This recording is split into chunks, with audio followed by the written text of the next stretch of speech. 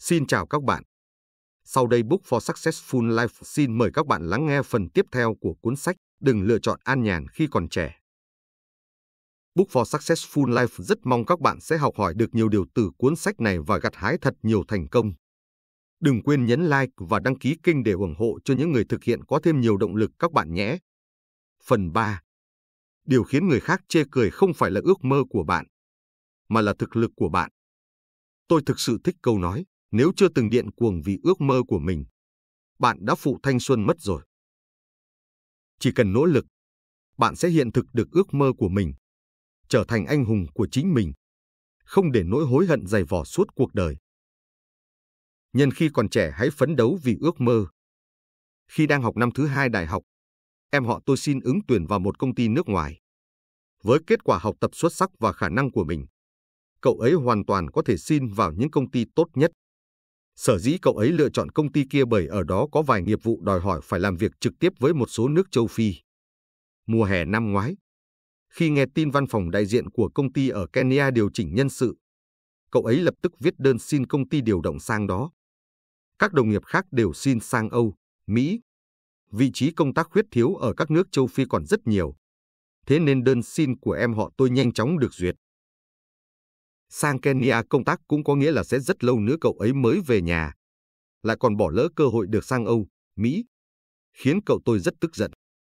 Nhưng em họ tôi không giải thích nhiều về lựa chọn của mình, chỉ lạnh lùng nói một câu, châu Phi vẫn còn nợ con một thứ, con phải đi lấy về. Tôi biết thứ mà cậu ấy muốn lấy về là gì, đó là một bí mật riêng tư. Hơn một tháng sau, em họ tôi gửi về 2 bức ảnh. Một bức chụp cảnh cậu ấy đang leo lên chiếc cầu thang gỗ của khách sạn trên cây vốn rất nổi tiếng trong công viên quốc gia Kenya.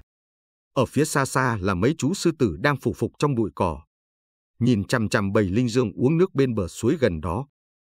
Một bức khác chụp cảnh em họ tôi tựa vào xe tham quan, giơ ngón tay cái lên. Phía trước là một con sư tử mẹ đang dẫn mấy chú sư tử con nô đùa trên bãi cỏ.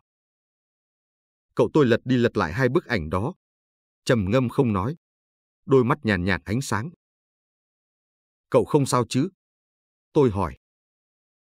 Cậu chẳng nói chẳng rằng, chỉ chậm rãi bước vào căn phòng của em họ tôi, lấy ra một cuốn vở làm văn từ một chiếc hộp nhỏ, lật dở trang đầu tiên. Trên đó ngoạch ngoạc dòng chữ, lý tưởng của tôi. Ước mơ của em họ tôi là trở thành một nhà huấn luyện thú, mỗi ngày sống cùng cả bầy sư tử, làm bạn với chúng rồi nói với chúng rằng đừng đi làm hại người khác và những loài động vật nhỏ bé hơn mình. Nếu không thể trở thành nhà huấn luyện thú, một ngày nào đó cũng nhất định đến châu Phi một vài ngày, xem bầy sư tử bắt mồi, đùa giỡn, ngủ nghỉ, chụp vài bức ảnh cùng chúng. Phía góc dưới bên phải cuốn sổ, cô giáo viết một dòng bình luận bằng bút đỏ, ước mơ không phải là những điều viển vông. Lời bình của cô giáo đã khiến em họ tôi bị tổn thương bởi đó là điều cậu ấy thực sự muốn thực hiện. Về nhà, cậu ấy đem vở làm văn cho bố xem, hy vọng sẽ nhận được sự đồng tình và ủng hộ của bố. Bố cậu ấy vừa nghe đọc bài văn, vừa cười ha hả, viết tốt lắm, viết tốt lắm. Con trai, con có trí tưởng tượng rất phong phú. Thế nhưng lời bình của cô giáo cũng không sai. Những điều con viết quả thực có hơi lung tung. Con không thể trở thành nhà huấn luyện thú, cũng không thể đến được châu Phi đâu. Điều quan trọng là chẳng ai dám đảm bảo rằng sư tử sẽ không làm hại con. Những lời bố nói lại thêm một lần nữa khiến cậu ấy tổn thương. Cuối tuần nọ, em họ đến nhà tôi chơi, kể với giọng ấm ức, sau này em sẽ làm gì? Tại sao phải nghe theo sự sắp đặt của người khác chứ? Chị, em thề rằng sau này em nhất định đến châu Phi, nhất định chụp ảnh cùng sư tử để bố em với cô giáo thấy đó không phải chuyện viển vông. Tôi khi đó cũng thấy ước muốn ấy thật kỳ quặc, nhưng dẫu sao cậu ấy mới chỉ là đứa trẻ hơn 10 tuổi. Thế nhưng đến giờ, em họ tôi đã thực hiện được lời hứa của mình. Thằng nhóc này, giỏi thật. Cậu tôi trầm ngâm giây lát, mỉm cười lắc đầu. Tôi nghe và thầm hiểu rằng không phải cậu có ý oán than, mà là tán thưởng, là tự hào bởi đứa con trai bướng bỉnh của mình. Trong cuộc đời này, mỗi người đều có một ước mơ và ai cũng phải nỗ lực hết mình, trả giá hoặc đánh mất nhiều điều để thực hiện ước mơ đó. Có một câu nói rất hay, tuổi trẻ là quãng thời gian dùng để dần vặt bản thân.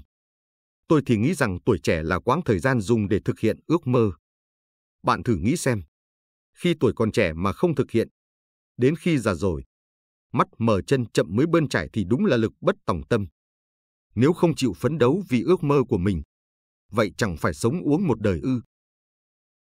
Muốn thực hiện được ước mơ của mình, làm nên một việc gì đó, nhiều khi cần đến sự cố chấp, bướng bỉnh. Điều em họ tôi làm được tuy không phải chuyện đại sự kinh thiên động địa, nhưng cậu ấy đã dùng hành động để chứng minh rằng mình phấn đấu hết mình vì ước mơ. Tiểu Ba, anh bạn đồng nghiệp của tôi là một fan cuồng bơi lội. Tuần nào cũng đến bể bơi một lần. Dùng câu nói của chính cậu ấy là: khi bơi trong nước có cảm giác như một con cá, vô cùng tự do tự tại. Khi cơ thể và đôi tay gạt nước sang hai bên, sóng nước mơn man trên da tựa như vỗ về dịu dàng. Nghe cậu ấy kể như vậy, chúng tôi ai nấy đều mỉm cười. Một ngày nọ, cậu ấy tham gia cuộc thi bơi tự do cự ly 1.000 mét ngoài trời. Trở về, cậu ấy vô cùng hào hứng, miêu tả cho chúng tôi cảnh tượng ở khu thi đấu và một số chuyện xảy ra trong cả quá trình. Chúng tôi biết Tiểu Ba không được lọt vào top 3 của cuộc thi, nhưng bài diễn thuyết vô cùng hào hứng của cậu ấy đã lan sang chúng tôi. Điều cậu ấy nói khiến tôi ấn tượng sâu sắc nhất là sống trên đời phải có nhiệt huyết. Ngay cả nhiệt huyết cũng chẳng có thì nói gì đến thực hiện ước mơ. Đúng vậy, đạt được vị trí đứng đầu, thực hiện ước mơ không phải là đích đến cuối cùng của chúng ta. Định nghĩa vĩ đại nhất của ước mơ không phải là đạt được, mà là tiếp tục phấn đấu. Tôi thực sự thích câu nói: nếu chưa từng điên cuồng vì ước mơ, bạn thật sự đã phụ thanh xuân của mình. Chỉ cần nỗ lực, bạn có thể hoàn thành ước mơ của mình, trở thành anh hùng của chính mình. Cuộc đời này mới không phải nếm trải sự hối tiếc. Trên chặng đường thực hiện giấc mơ, không phải ai cũng vượt qua được những vấp váp và thất bại. Thế nên bạn và ước mơ cứ mãi đi ngược chiều nhau. Ai cũng đều đứng trước vạch xuất phát mang tên tuổi trẻ. Nhưng có người thành công, có kẻ thất bại. Chỉ khác nhau ở chỗ có vượt qua được vấp váp hay không. Giọt mồ hôi ngày hôm nay chính là giọt nước mắt của ngày mai. Xung quanh bạn chắc chắn sẽ có những người như vậy, họ chỉ quanh quẩn trong căn nhà trọ ở một thành phố. Sống một cuộc đời nhàm tẻ. 9 giờ sáng đi 5 giờ chiều về, thi thoảng thức đêm tăng ca xuyên đêm đến sáng. Ngày 3 bữa ăn uống tùy tiện. Thường mua đồ ăn sẵn. Nấu mì. Thi thoảng cuối tuần ra ngoài tụ họp với hội bạn. Ngay cả đi dạo phố cũng là một sự hưởng thụ hiếm có. Bọn họ từng trải qua những bất hạnh và xáo trộn trong cuộc sống. Thế nên cam chịu trở thành những cá thể luôn chất chứa nỗi chán chường với thế giới. Chấp nhận phó mặc, buông trôi số phận. Trong lúc đó, cũng có một số người như vậy, họ luôn biết tự kiểm soát cuộc đời của mình. Sống quy củ khoa học. Mỗi ngày đều làm việc theo kế hoạch. Hạn chế lãng phí thời gian. Không làm những việc tốn công vô ích. Khi người khác còn đang ngủ vùi trên giường, tự nhủ chỉ ngủ thêm một lúc nữa thôi, bọn họ đã tỉnh dậy trước lúc chuông reo. Thưởng thức bữa sáng ngon lành. Bổ sung năng lượng cần thiết cho một ngày. Sau đó ăn mặc tề chỉnh. Chuẩn bị làm việc với trạng thái và tâm lý tốt nhất của mình. Đây chính là sự khác biệt giữa người với người. Sự khác biệt lớn nhất giữa họ nằm ở hai chữ nỗ lực. C là một hot boy đẹp trai, nhà giàu chính hiệu. Được cả trường tôi công nhận.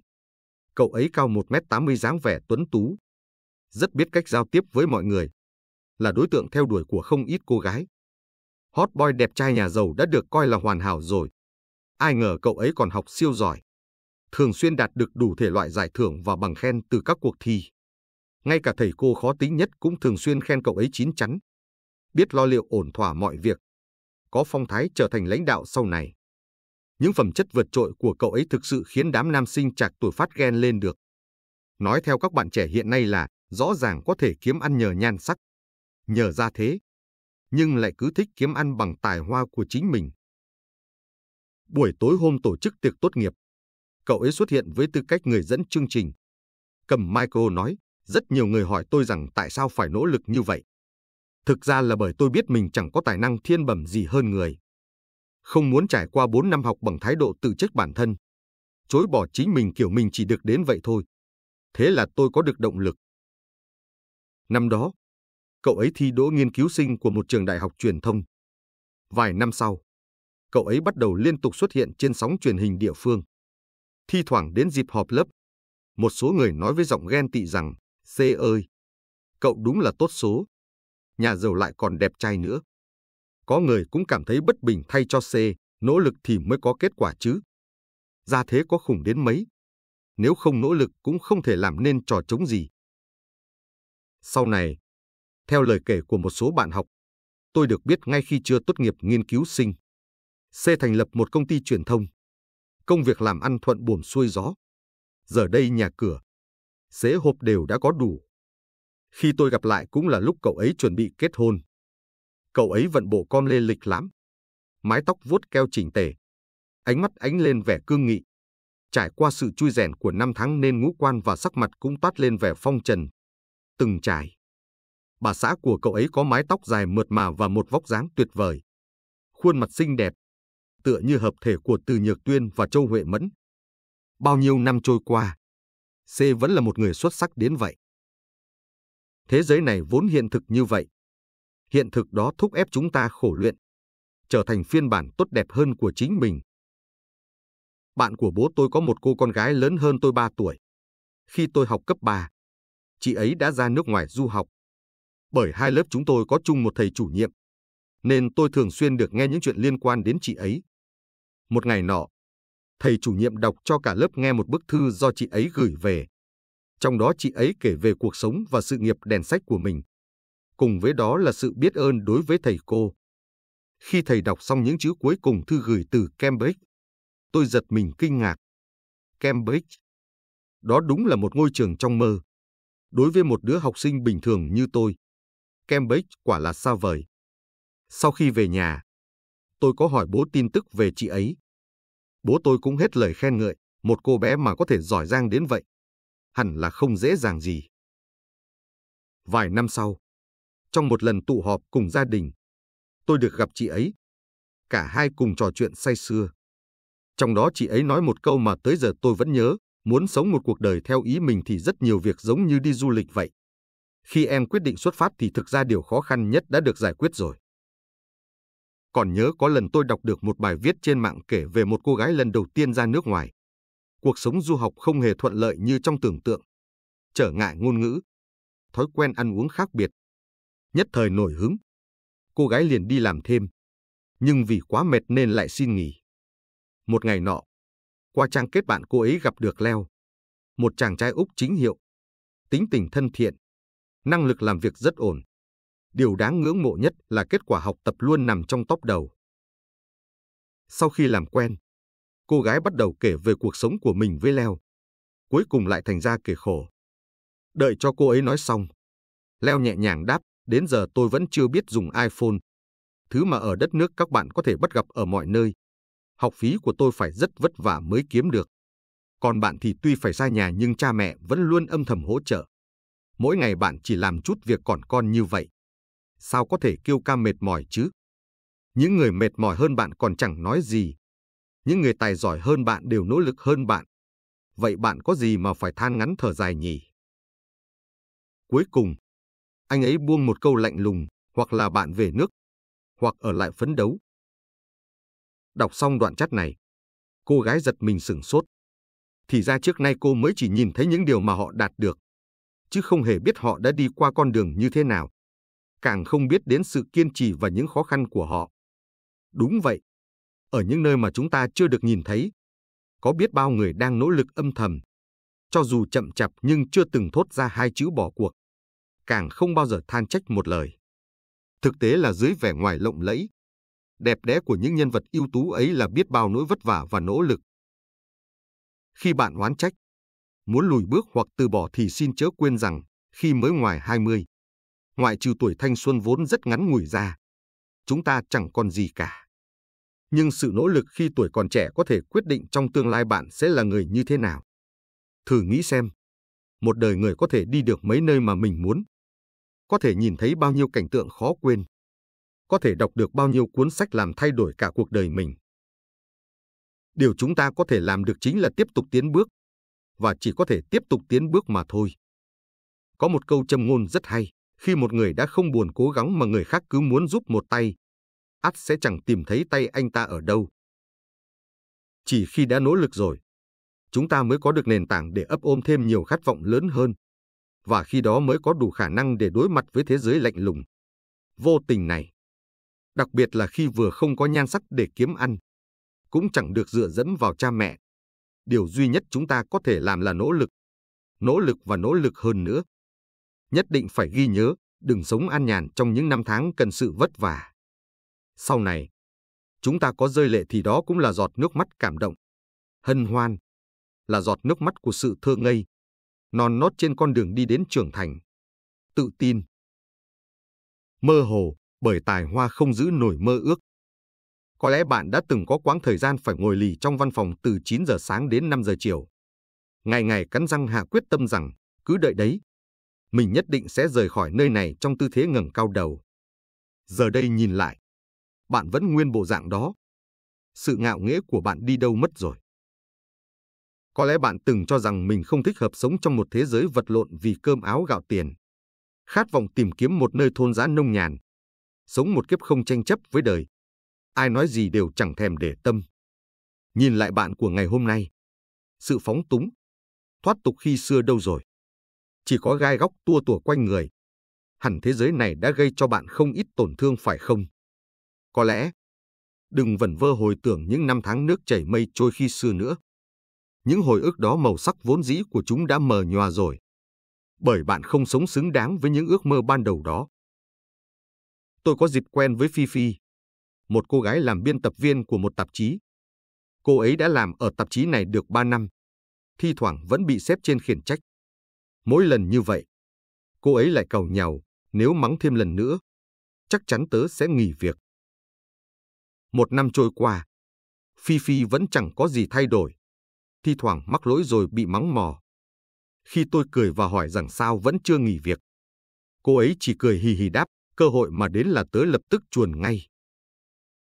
Một ngày nọ, chúng tôi ngồi tán gẫu với nhau. Tôi hỏi, nếu không làm tạp chí nữa, cậu sẽ theo ngành nào? Cô ấy ngẫm nghĩ hồi lâu, mới thở dài nói, nếu biết mình có thể làm gì thì tớ đã nghỉ từ lâu rồi. Bây giờ tớ đang mơ hồ chết đi được. Vậy không có điều gì mà cậu rất muốn làm sao? Ví dụ như ước mơ của cậu là gì? Khi vừa thốt ra câu hỏi này, ngay lập tức tôi thấy hơi hối hận. Cô ấy nói, vẻ hơi ngần ngại, có chứ. Tớ muốn làm hướng dẫn viên du lịch. Không phải ở trong nước mà là dẫn đoàn quốc tế ấy. Mỗi năm đều được đi rất nhiều nơi. Thật là tuyệt.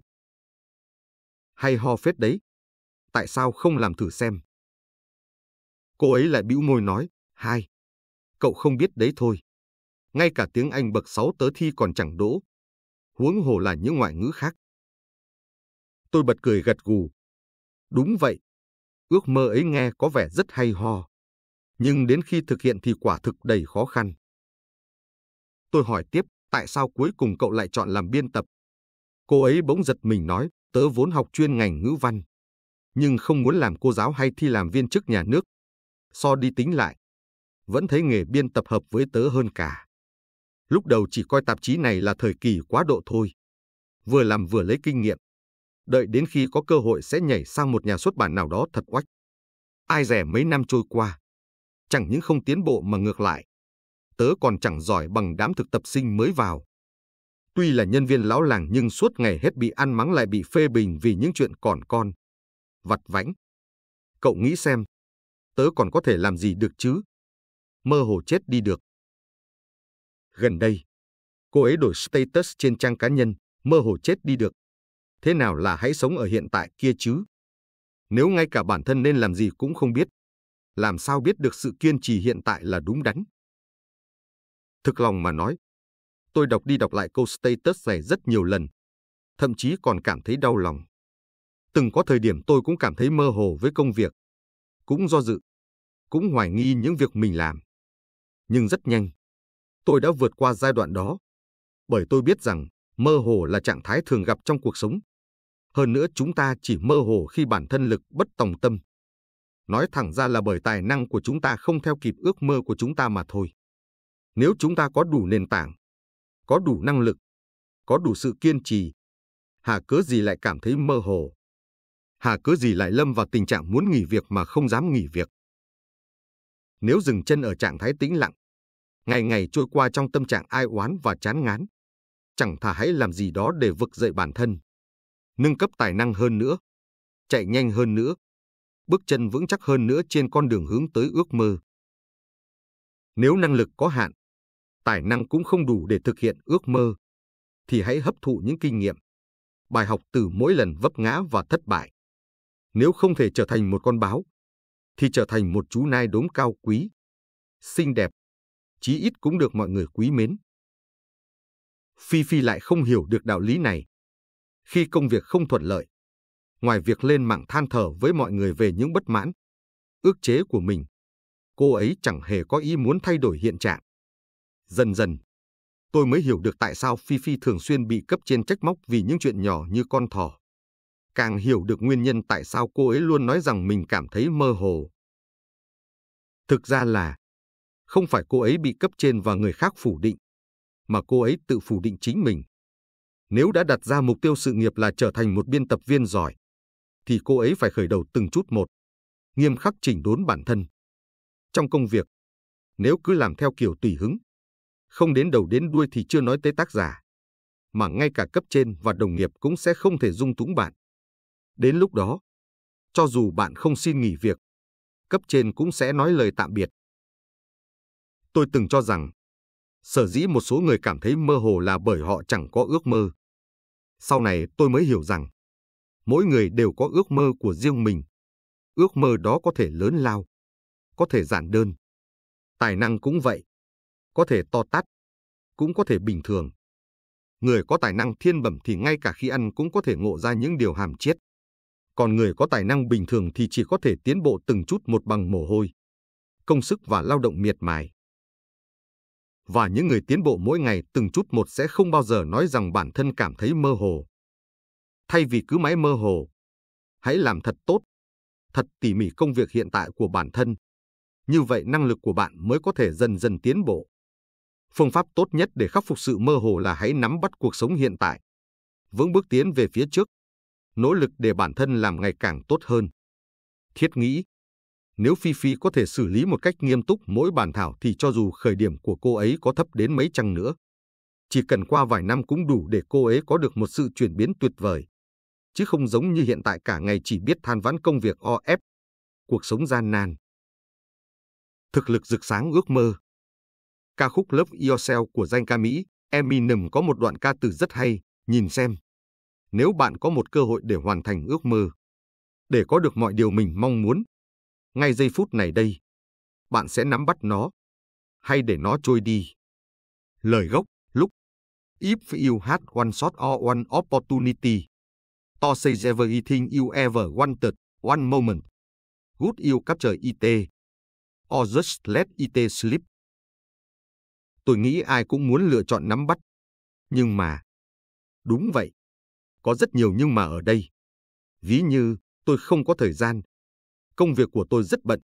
Việc nhà mỗi ngày khiến tôi mệt lắm rồi. Vân vân và vân vân. Các bạn đã từng xem bộ phim Khi hạnh phúc gõ cửa chưa? Khi nhân vật nam chính lâm vào cảnh khốn cùng, phải ngủ trong nhà vệ sinh ở bến xe.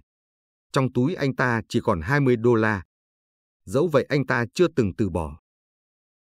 Ước mơ ngày hôm qua sẽ là hy vọng của ngày hôm nay, và sẽ trở thành hiện thực của ngày mai. Nếu bạn có ước mơ thì nhất định phải bảo vệ nó. Ngày 1 tháng 11 năm 1928, anh ta sinh ra trong một khu ổ chuột của thành phố Detroit, bang Michigan, nước Mỹ. Ngay từ khi còn bé, anh ta đã có chí hướng cao xa, mơ ước rằng sau khi trưởng thành sẽ trở thành một doanh nhân thành đạt, từ đó thay đổi cuộc sống của gia đình và bản thân, giúp cho những người xung quanh sống những tháng ngày hạnh phúc. Lên 10 tuổi, để giảm bớt gánh nặng cho cha mẹ, anh ta bỏ học đi giao báo kiếm tiền trang trải cho gia đình. Sau này, anh ta lần lượt trải qua các nghề như rửa bát đĩa, nhân viên giao hàng, dần dần nhận thức sâu sắc hiện thực của xã hội. Năm 20 tuổi, anh ta không còn ấp ôm hy vọng trở thành doanh nhân nữa, chỉ muốn có được một cửa tiệm nhỏ. Bởi vì với hoàn cảnh của anh ta và bối cảnh xã hội lúc đó, muốn trở thành ông chủ lớn thì có khác gì kẻ điên nói lời hão huyền. 30 tuổi, anh ta vẫn chẳng có bất cứ cách gì để mở được một cửa tiệm của riêng mình. Bởi công việc làm ăn thua lỗ, còn phải gánh thêm khoản nợ, nên ngay cả chi phí sinh hoạt của vợ con cũng trở thành một vấn đề. Để tồn tại, anh ta không ngừng tìm kiếm công việc. Thế nhưng do học vấn không cao, lại bị tật nói lắp nên công li ti nào cũng vậy, anh ta chỉ làm được một thời gian ngắn là bị đuổi việc. Anh ta cảm thấy vô cùng tuyệt vọng, nhớ về những ngày còn nhỏ với ước mơ hoành tráng của bản thân, bất giác cười khổ. Liên tục lâm vào bước đường cùng ước mơ của anh ta giờ đã co cụm, nhỏ nhặt đến đáng thương, chỉ cần được ăn một bữa cơm no là đủ. Màn đêm tĩnh mịch buông xuống, anh ta lầm lũi hút từng điếu thuốc rẻ tiền, nỗi khổ tâm dâng lên tận họng. Sáng sớm hôm sau, anh ta lại đến chợ mong tìm được việc làm. Nhưng đi cả ngày cũng chẳng có ai hỏi đến, lại lủi thủi chuẩn bị trở về nhà. Đột nhiên, phía trước có một người đàn ông quẳng xuống lề đường một tờ báo chưa đọc. Anh ta nhặt lên định xem có mục tuyển dụng nào không. Tin việc làm không có, nhưng có một mục tin nhỏ xíu ở góc dưới cùng làm mắt anh ta sáng lên. Mẩu tin nhỏ viết, bọ chét là loài ký sinh nhảy nhanh nhất trên thế giới, có thể nhảy đến độ cao gấp hàng trăm ngàn lần so với kích thước của chính mình. Gần đây các nhà khoa học đã làm một thí nghiệm thú vị, đó là đặt bọ chét vào trong một chiếc bình rộng miệng, dùng nắp trong suốt đậy vào. Lúc này bọ chét sẽ liên tục nhảy lên và đập vào nắp bình.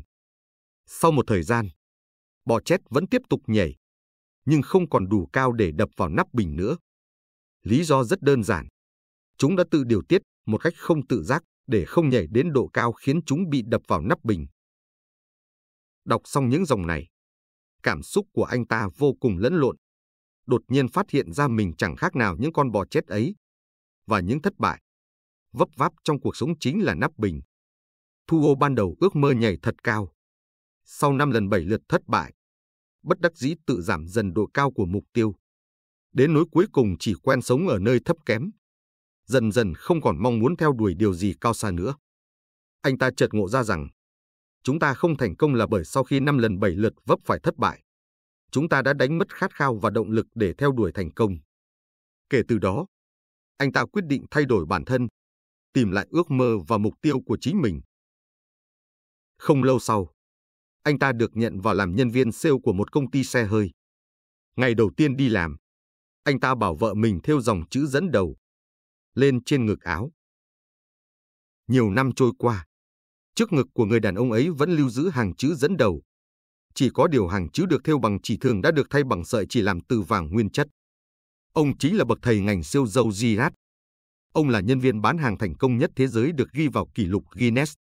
Từ năm 1963 đến năm 1978, bán thành công tổng cộng 13.001 chiếc xe hơi Chevrolet.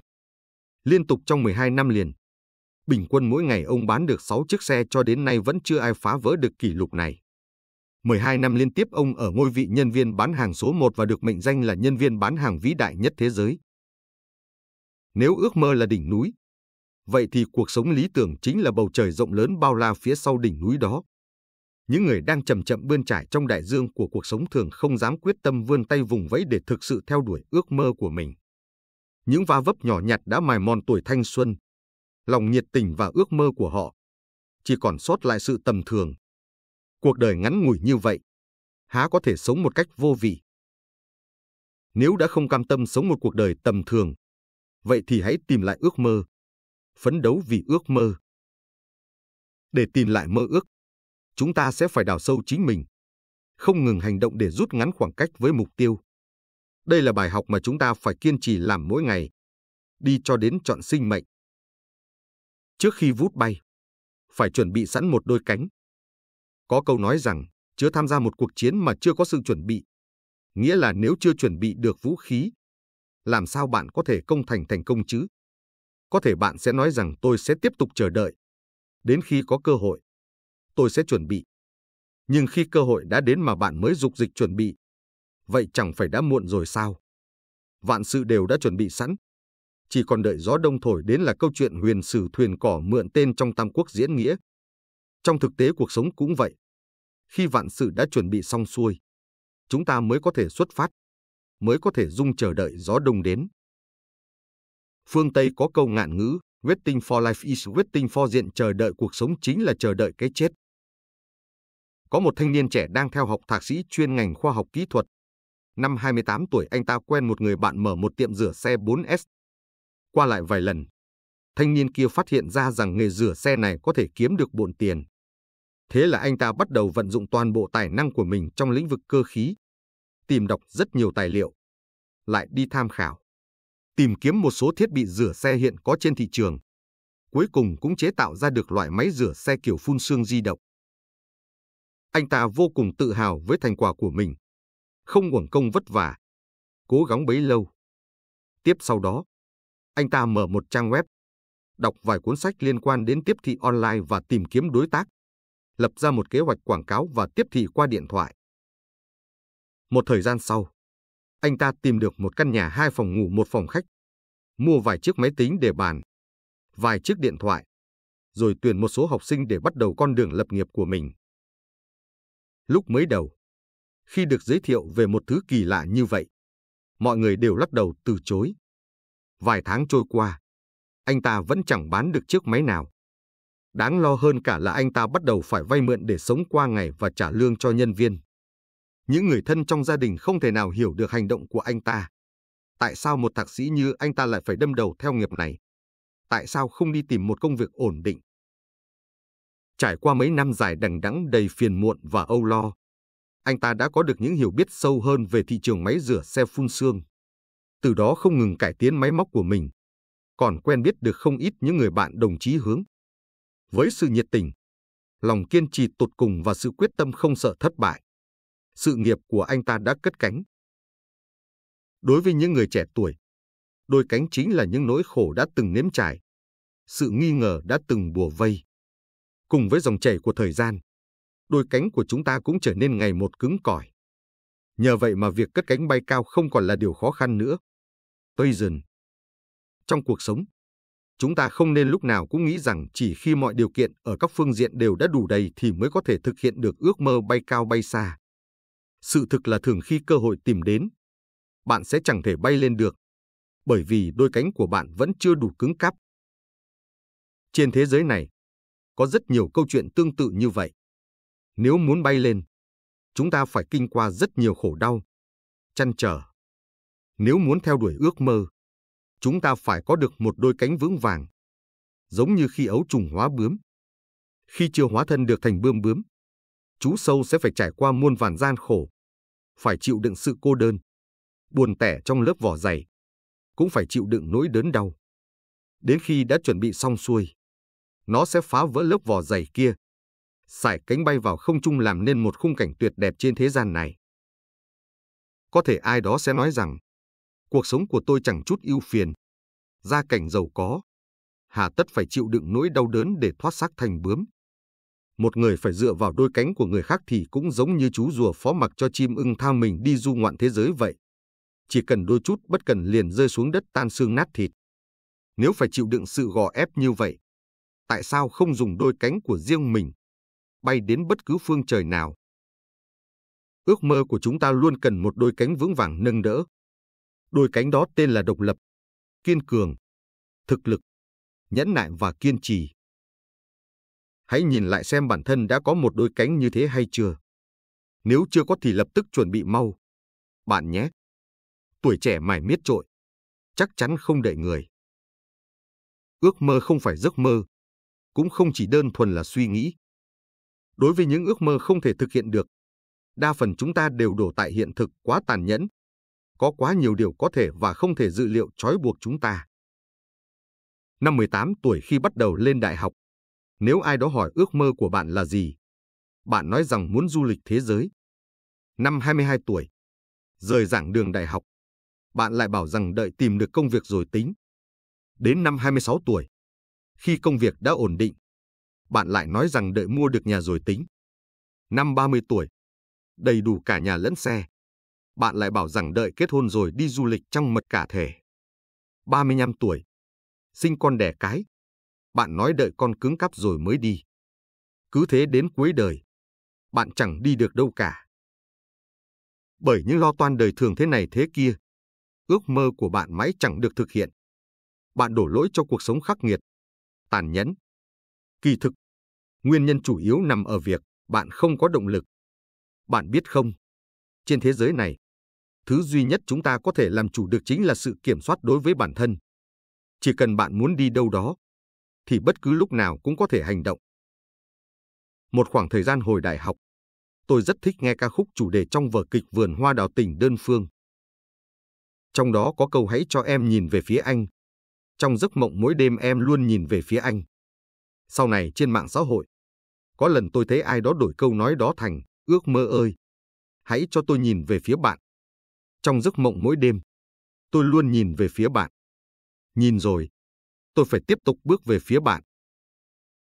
Một anh chàng sống ở Bắc Kinh muốn đi thăm bạn gái mãi tận Berlin nước Đức. Thế là anh ta quyết định chọn cách du lịch theo kiểu đi nhờ xe. Trải qua 16.000 cây số, đi qua 13 quốc gia khắp châu Á và châu Âu.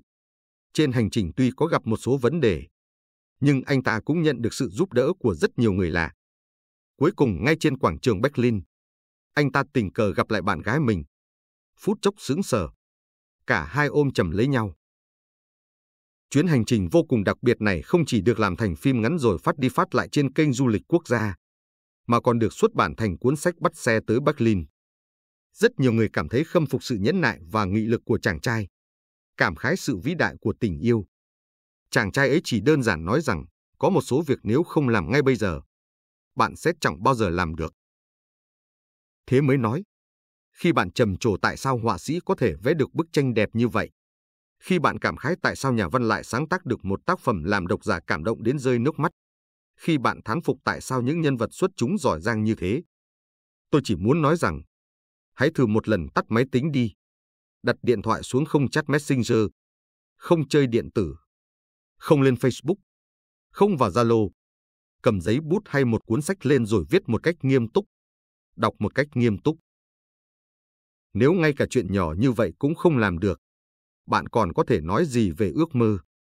Ước mơ không chỉ là tưởng tượng, lại càng chẳng phải chuyện chỉ nghĩ đến rồi thôi.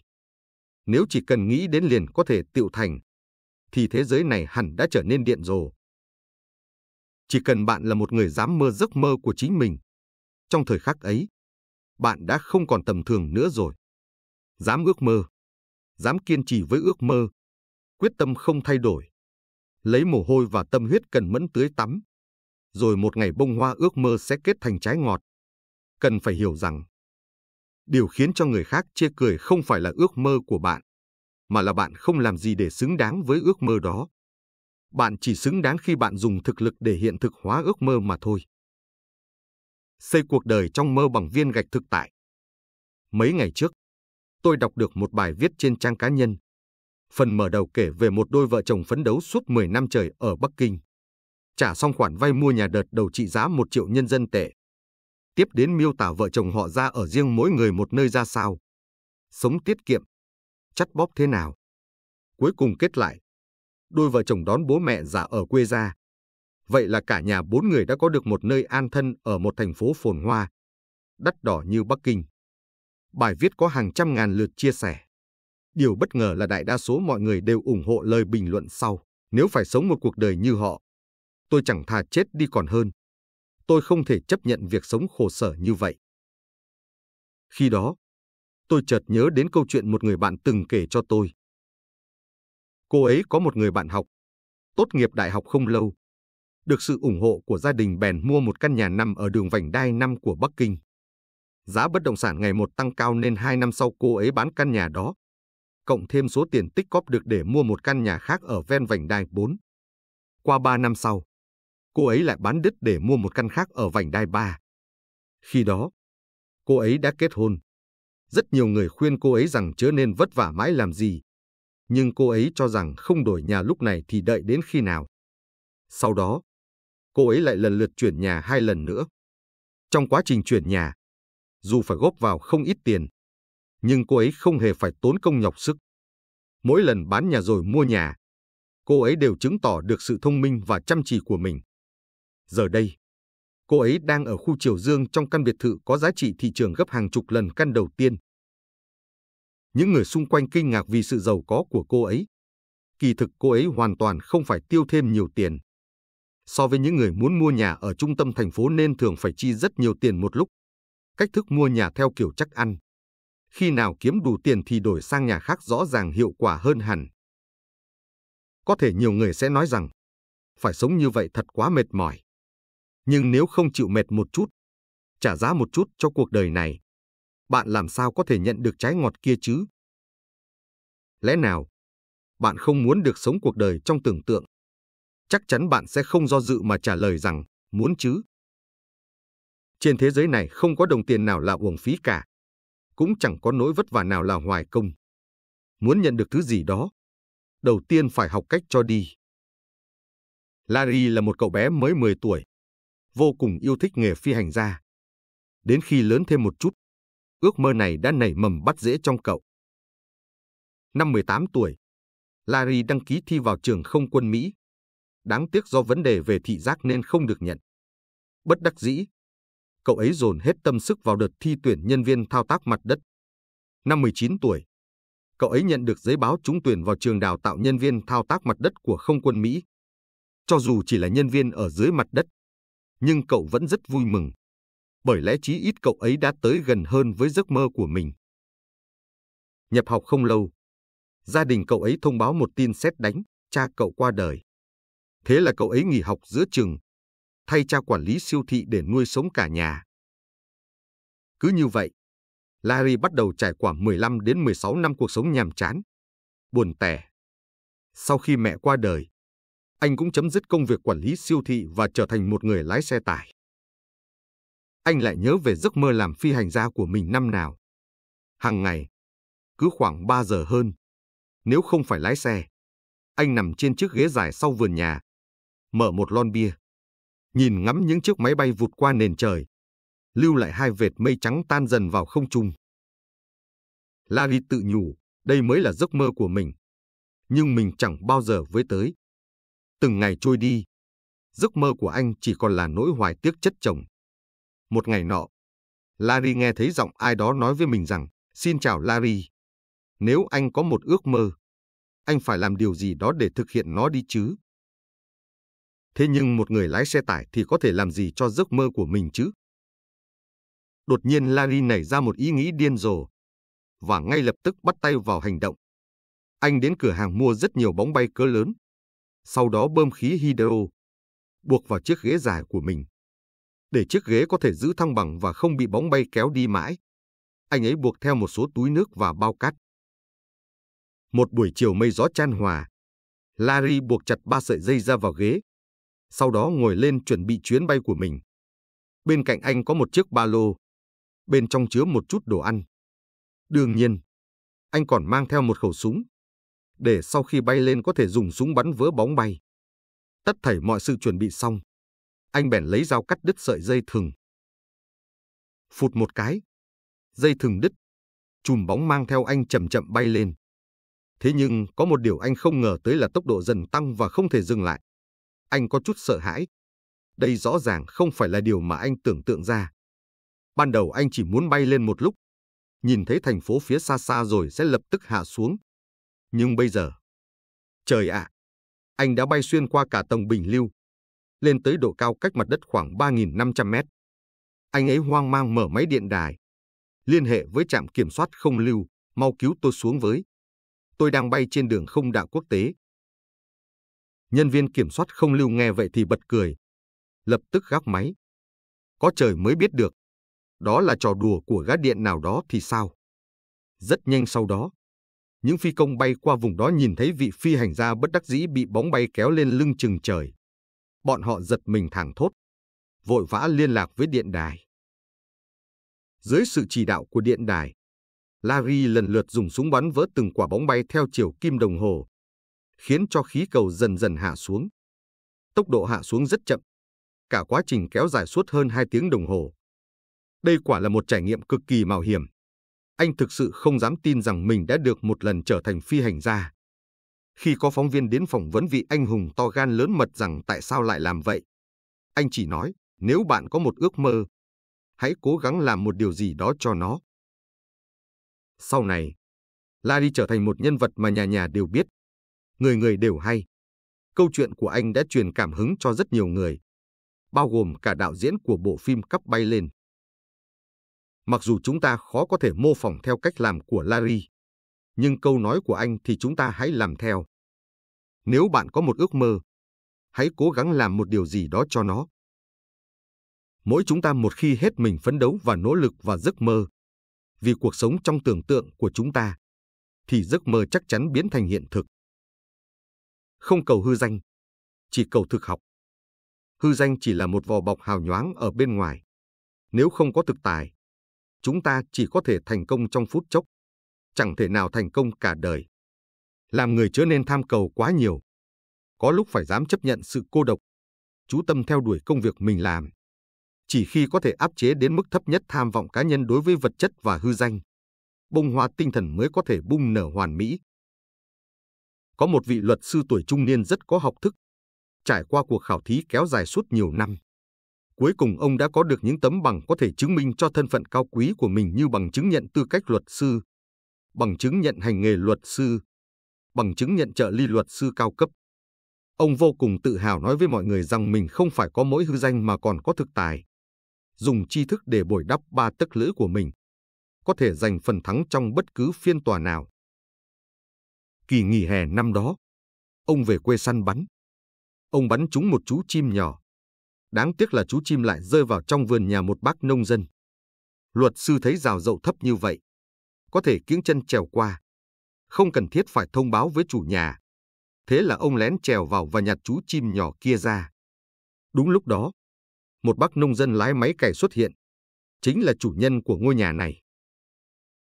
Bác nông dân phát hiện có người lén vào trong vườn nhà mình, bèn cảnh giác hỏi, anh đang làm gì vậy? Cớ sao lại tự tiện đột nhập vào nhà người khác? Anh muốn làm gì? Luật sư cười đáp, tôi là luật sư. Con chim tôi bắn rơi vào vườn nhà bác, thế nên tôi đành trèo vào để nhặt chứ không hề có ý đồ bất lương gì đâu. Bác nông dân cười đáp, đây là nhà của tôi. Chưa được sự cho phép của tôi mà anh đã lẻn vào nhà. Đây gọi là tự ý đột nhập, là phạm pháp đấy. Anh là luật sư, lẽ nào lại không biết điều này? Luật sư đương nhiên là hiểu điều này. Nhưng thấy một lão nông dân quèn chẳng có văn hóa lại đòi bàn chuyện pháp luật, ông cảm thấy nực cười. Thế là lập tức lôi ra 4 loại bằng mà ông lúc nào cũng mang theo người ra. Nói giọng kẻ cả, đám nhà quê một cục như các ông. Có biết tôi là luật sư nổi tiếng cả nước không hả? Với hiểu biết pháp luật của mình, tôi có thể biến một kẻ có tội thành vô tội, cũng có thể khiến một kẻ vô tội phải vào tù đấy. Nếu không cho tôi nhặt con chim kia, tôi sẽ đi tố cáo ông, gán một cái tội rồi cho ông vào tù. Tôi nói được làm được. Tố cáo? Bác nông dân mỉm cười. Vừa nghe đã biết anh không phải người vùng này rồi. Anh không biết ở đây chúng tôi có một tục lệ gọi là đá 3 lần sao? Còn bày đặt tố cáo gì chứ? Luật sư tò mò hỏi, tục đá 3 lần là sao? Bác nông dân cười đáp, lấy ví dụ như tranh chấp giữa tôi và anh nhé. Bởi vì việc xảy ra trong nhà của tôi, thế nên tôi được quyền đá anh 3 cái. Sau đó đến lượt anh đá tôi 3 cái. Tiếp đến tôi lại đá anh 3 cái. Anh cũng đá tôi 3 cái. Cứ lần lượt như vậy cho đến khi một người đau không chịu nổi nữa, xin đầu hàng mới thôi.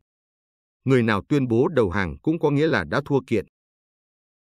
Luật sư thầm nghĩ, giải quyết kiện tụng mà không dùng 3 tấc lưỡi để biện hộ phải trái, lại dùng cách thức ngu xuẩn, nực cười này, đúng là khiến người ta mở mang đầu óc. Coi như mình thử một lần trải nghiệm phong tục địa phương vậy. Dù sao mình cũng tuổi trẻ khỏe mạnh, thì đá nhau như vậy hẳn cũng không bị thiệt. Lão nông dân kia đã già rồi, chắc chắn không phải là đối thủ của mình. Thế là luật sư không màng đến logic trong câu nói của bác nông dân, bèn đồng ý nhập ra tùy tục, dùng cái tục lệ quê mùa đá 3 phát này để giải quyết tranh chấp giữa họ. Lúc này đây, chỉ thấy bác nông dân bước xuống khỏi máy kéo, đi đến bên cạnh luật sư, khệ nệ nhấc chân đá một phát vào đầu gối của luật sư, khiến ông ta ngã khuỵu xuống đất. Cú đá thứ hai nhắm thẳng vào bụng của luật sư, suýt chút nữa khiến cho ông ta mửa cả bữa cơm vừa ăn ban nãy ra. Cú đá thứ ba nhằm vào mông luật sư, khiến ông ta ngã sấp xuống đất, mặt vừa hay tiếp xúc thân mật với bãi phân bò dưới đất. Luật sư run rẩy bò dậy, lấy tay áo lau mặt, gắn giọng nói, cứ đợi đấy lão già, giờ đến lượt tôi rồi. Bác nông dân cười nói, ồ không, tôi đã kiệt sức rồi, đành chấp nhận thua vậy. anh có thể lấy con chim đi. Anh đã giành phần thắng. Chúc mừng nhé. Luật sư tài ba. Vị luật sư bị đá đau tới nỗi mặt đỏ tía tai. Nghe vậy không biết làm sao. Đứng chết trận tại trận. Nghĩ mãi vẫn không thể hiểu tại sao cả một bồ kiến thức trong bụng cùng với mấy tấm bằng chứng nhận mang theo bên người mà chẳng có đất dụng võ. Cỏ nêu bờ tường. Đầu ngọn trĩu nặng. Gốc rễ sao nông chen trúc giữa núi. Lá nhọn da dày. Ruột lại rỗng không. Nguyên văn chữ Hán, tường thượng lưu vĩ. Đầu trọng cước khinh căn đế thiền. Sơn gian trúc tranh. Chùy tiêm bỉ hậu phục chung không để chỉ những kẻ có hư danh. Không có thực tài. Tham cầu hư danh có đôi khi tưởng như sẽ mang lại rất nhiều lợi ích. Nhưng cái lợi đó chẳng qua như gió thoảng mà thôi. Không được lâu bền. Kỳ thực cái danh lớn nhất của một người chính là có được tài năng thực sự và phẩm cách tốt đẹp. Đó là những điều mà bất cứ hư danh nào cũng chẳng thể đánh đổi được. Khi ban đang hoài phí thời gian, biết bao người nỗ lực phấn đấu. Sinh mệnh ai cũng chỉ có một. Mỗi ngày ai cũng chỉ có 24 giờ. Để ngày hôm nay trôi đi hoài phí, chẳng khác nào xé bỏ trang quan trọng nhất của cuộc đời. Thời gian trôi đi đâu rồi? Cách đây không lâu, ca khúc Thời gian trôi đi đâu rồi nổi tiếng toàn quốc. Ca từ nhẹ nhàng tinh tế, làm lay động hàng triệu trái tim người nghe. Cây cổ thụ trước hiên đâm chồi mới. Thân cây già trong vườn lại nở hoa. Nửa đời người gìn giữ bao chuyện kể. Khẽ vùi cất trong mái tóc bạc già. Dấu chân nhỏ in hằn trong ký ức. Khuôn miệng xinh xúng xính nụ cười. Cả cuộc đời trao tình đến cho anh. Chỉ vì một tiếng thưa cha gọi mẹ. Thời gian đã trôi đi đâu rồi? Chưa cảm nhận tuổi xuân đã vội già. Sinh con đẻ cái cả đời qua. Trong tâm trí tràn tiếng trẻ cười khóc. Thời gian đã trôi đi đâu rồi? Vẫn chưa kịp ngắm anh. Mắt đã nhòa. Cơm áo gạo tiền nửa đời qua. Chớp mắt chỉ còn nếp nhăn vương trên mặt. Trong ca từ của bài hát, có thể cảm nhận được tình yêu nồng ấm mà tác giả dành cho cha mẹ. Cùng với đó là nỗi tiếc nuối, trăn trở khi chứng kiến người thân của mình ngày một già đi. Nhớ lại thường ngày đã đối xử với cha mẹ mình thế nào. Quả thực khiến cho nhiều người phải nước mắt lưng tròng. Thời gian trôi đi đâu rồi? Thời gian đang trôi qua khi chúng ta mê mải theo đuổi những thứ thời thượng, theo đuổi cái gọi là mộng tưởng, theo đuổi cuộc sống ăn chơi bay nhảy. Thời gian trôi đi đâu rồi? Thời gian đang trôi khi chúng ta mải miết chạy theo danh vọng, tiền bạc, quyền lực. Còn nhớ mỗi lần cha mẹ gọi điện hỏi thăm, chúng ta đã nói những điều gì? Nào là bận học hành, bận làm việc, bận đi chơi với bạn bè, bận họp. Chúng ta luôn có vô số lý do để khỏa lấp đi tình yêu của cha mẹ dành cho chúng ta. Thế nhưng cái sự bận kia cho chúng ta được những gì? Đại đa số mọi người vẫn mãi chỉ là những nhân viên quèn. Xin nghỉ phép một lần, về quê một lần có thể tốn bao nhiêu thời gian của chúng ta. Chỉ vì hư vinh và tham vọng với tiền bạc mà chúng ta 5 lần 7 lượt bỏ mặc cha mẹ đang ngày ngày mong chờ chúng ta về nhà. Kỳ thực, ngoại trừ tình yêu đối với cha mẹ, thời gian còn lấy đi rất nhiều thứ của chúng ta nữa. Đó là tình yêu, là gia đình, là công việc. An An là nhân viên phụ trách của một công ty quảng cáo. Công việc thường ngày vô cùng bận rộn. Ngoài việc tiếp đón khách hàng, cô còn phải trực tiếp làm tài liệu quảng cáo, lại còn kiêm quản cả một số việc vặt khác nữa. Do công việc đặc thù không mang tính quy luật, nên ngày nào An An cũng bận luôn chân luôn tay. Có rất nhiều kế hoạch riêng vì thế mà bị đảo lộn. Gặp khách hàng, viết tài liệu, nấu cơm là 3 việc bắt buộc phải làm hàng ngày. Mặc dù bận tới mức thở không ra hơi nhưng hiệu suất của cô vẫn chẳng được cao cho lắm. Ngày nghỉ ngắn dịp lễ lao động mùng 1 tháng 5, An An đặt ra một loạt kế hoạch cho bản thân, dậy sớm tập thể dục. Đến trưa thì học tiếng Anh và vẽ tranh. Buổi chiều đọc sách, tìm kiếm một số tài liệu có thể dùng đến trong công việc. Đến tối thì nhất quyết không được đụng đến iPad hay điện thoại. Đến khi thực sự bắt đầu, cô mới phát hiện ra thời gian cứ thế thấm thoát trôi qua. 7:30 sáng, cô ấy dậy đúng giờ. Vốn định sẽ đi tập thể dục, nhưng lại nghĩ khó khăn lắm mới có một kỳ nghỉ. Sao lại không ngủ nướng chút nhỉ? Đến khi mở mắt lần 2 thì đã hơn 10 giờ sáng rồi. Cô ấy nghĩ, dù sao cũng đã muộn như vậy rồi, tập thể dục làm gì nữa. Sau đó cô ấy bắt đầu đánh răng rửa mặt, quét dọn nhà cửa.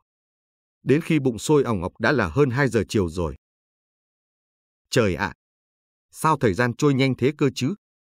Mình vẫn chưa kịp làm gì. Tình huống mà An An gặp phải, cá nhân tôi cũng gặp không ít lần. Tôi tin rằng có không ít bạn cũng từng lâm vào cảnh tương tự. Thực ra đây là một kiểu trì hoãn. Thường ngày, ngoài việc không hoàn thành kế hoạch đã đề ra, điều đáng ghét nhất là bị chậm trễ trong thời gian làm việc. Ví dụ như khi cấp trên yêu cầu chúng ta làm một việc gì đó, mới đầu chúng ta vô cùng tự tin. Một lúc sau đã bắt đầu có ý nghĩ lười nhác. Khi có tin nhắn từ bạn bè, liền lập tức trả lời. Sau đó tán chuyện cả một buổi sáng. Khi đứa bạn thân chia sẻ rằng ở nơi nào đó có món rất ngon, liền quay ra thao thao bất tuyệt kể về món này món nọ. Khi thời tiết giao mùa, không muốn đi trung tâm thương mại để shopping lãng phí thời gian. Thế là lập tức lên mạng lướt qua mấy trang web của siêu thị, cửa hàng. Kết quả là shopping trên mạng còn tốn thời gian hơn cả đi lượn lờ mua đồ trên phố. Đến khi sếp hỏi về tiến độ công việc, mới ấp a ấp úng không thốt nên lời. Thời gian trôi đi đâu rồi? Thời gian đã bị bạn lãng phí từng chút một rồi. Xin chớ quên rằng có vô số người đang nỗ lực phấn đấu ở những nơi mà bạn không biết. Xin chớ quên rằng, nếu phải than thở thì chẳng thà hãy trân trọng thời gian. Thời gian sẽ không đứng yên chờ đợi chúng ta. Nó sẽ luôn trôi đi khi chúng ta không hề hay biết. Các bạn thân mến, chúng ta vẫn còn rất nhiều việc phải làm. Những việc đó có thể là vụn vặt, có thể là quan trọng. Chúng ta không nên giữ nguyên trạng thái của ngày hôm qua. Không nên sống ở hôm nay mà lại than thở về quá khứ. Càng không được chìm đắm trong quá khứ. Điều chúng ta nên làm là nhìn nhận ngày hôm nay thế nào, nhìn nhận ngày mai ra sao. Nếu bạn đã đề ra kế hoạch thì hãy thực hiện theo đúng kế hoạch. Đây không chỉ là khả năng hành động mà còn là sự nắm bắt thời gian. Nếu bạn muốn đọc một cuốn sách vào cuối tuần, vậy thì hãy đọc đi. Đây không chỉ đơn thuần là xem câu chữ, mà là sự hấp thụ văn học, tri thức. Ngày rộng tháng dài trôi qua, sự kiên trì của bạn sẽ kết thành trái ngọt hoàn hảo trong bụng một bồ thi thư. Phong thái bên ngoài ắt tự thăng hoa. Phải biết rằng một người có trí tuệ sẽ không tiếc nuối quá khứ. Người đó sẽ nắm bắt hiện tại để sáng tạo tương lai. AI cũng muốn làm bạn với một người đúng giờ. Đúng giờ là một phép lịch sự, cũng là yêu cầu cơ bản của đạo đức nghề nghiệp. Giả sử, bạn là sinh viên vừa mới tốt nghiệp đại học, đến muộn ngay trong lần phỏng vấn xin việc. Dù bạn có biện giải ra sao, nhà tuyển dụng cũng sẽ đánh giá bạn là một người thiếu khả năng quản lý bản thân, cũng đồng nghĩa với việc thiếu đi tố chất để trở thành một nhân viên chuyên nghiệp. Rất có thể bạn sẽ phỏng vấn thất bại. Có lẽ bạn bao biện rằng thường ngày tôi không như vậy. Tôi vốn rất đúng giờ. Xin lỗi nhé. Chẳng ai muốn nghe những lời như vậy đâu. Vài ngày trước, tôi đặt mua bánh ngọt ở trên mạng. Họ hẹn 5 giờ sẽ mang đến. Nhưng đợi mãi đến 5:30 mà nhân viên giao bánh vẫn chưa tới. Trong khi lúc đó tôi có việc sắp phải đi rồi. Đành gọi cho nhân viên giao bánh và bảo anh ta mang thẳng đến nhà hàng. Địa chỉ nhà hàng cách tiệm bánh không xa. Đến nhà hàng, tôi vẫn chưa thấy nhân viên giao bánh đâu. Tôi lại gọi điện lần nữa, hỏi tại sao bánh vẫn chưa giao đến. Đầu dây bên kia nói sắp sửa đến rồi. Tôi hỏi sắp là bao lâu. Anh ta ấp a ấp úng, nói rằng khi nào đến sẽ gọi cho tôi. Nghe vậy tôi lập tức nổi trận lôi đình, mắng anh ta một trận và bảo không phải mang bánh đến nữa. Tôi muốn đòi lại tiền. Bánh ngọt hẹn 5 giờ giao đến, bị trễ cả tiếng đồng hồ, lại không biết khi nào mới đến. Quả thật làm việc không nghiêm túc, không có trách nhiệm với khách hàng. Lại nhớ câu chuyện về nhà triết học người Đức, Immanuel Kant. Ông là một người hết sức đúng giờ. Một năm nọ, Kant muốn đến thị trấn Porphin để thăm người bạn già William của mình. Thế là ông bèn viết một bức thư cho William, nói rằng mình sẽ đến đó trước 11 giờ sáng ngày 5 tháng 3. William đáp thư rằng ông nhiệt liệt hoan nghênh. Ngày 4 tháng 3, Kant đến thị trấn Porphin để có thể đúng giờ hẹn. Sáng sớm ngày thứ hai ông thuê một cỗ xe ngựa để đi đến nhà William. Ngài William sống trong một nông trường cách thị trấn mấy chục cây số. Giữa thị trấn và nông trường có một con sông. Kant phải băng qua cầu để sang sông. Nhưng khi đến bờ sông, người phu xe bỗng dừng lại, nói với Kant rằng, thưa ngài, rất xin lỗi, Chúng ta không thể qua cầu. Cầu bị hỏng rồi. Nếu cố đi qua sẽ rất nguy hiểm. Ngài Kant đành phải xuống xe. Nhìn chiếc cầu bị gãy một đoạn ở giữa. Ông biết rằng đúng là không thể đi qua được. Lúc này đang độ đầu xuân. Sông tuy không rộng lắm nhưng nước chảy rất xiết. Kant nhìn đồng hồ thì đã hơn 10 giờ rồi. Ông sốt ruột hỏi, gần đây còn có chiếc cầu nào khác không? Phu xe đáp, có thưa ngài. Ở phía thượng du có một cây cầu, cách đây khoảng 10 cây số. Kant hỏi, nếu chúng ta đi qua chiếc cầu đó thì với tốc độ bình thường phải mất bao lâu mới đến được nông trường? Nhanh nhất cũng phải 40 phút. Phu xe đáp lời. Vậy thì Kant vẫn không thể đến kịp thời gian đã hẹn được. Nghĩ vậy, Kant vội chạy đến một nông trại cũ kỹ ở gần đó. Nói với nông phu rằng, xin hỏi, căn nhà này có bán không? Nông phu nghe ông hỏi vậy, giật mình hỏi lại, nhà của tôi vừa cũ kỹ vừa tiêu điều. Đã vậy đất nơi đây cũng chẳng tốt gì. Ngài mua căn nhà này làm chi? Kant nói, anh không cần biết tôi làm gì. Chỉ cần trả lời là có đồng ý bán hay không. Đương nhiên đồng ý rồi. 200 franc Pháp là đủ. Nông phu hào hứng đáp. Kant không do dự móc tiền ra trả.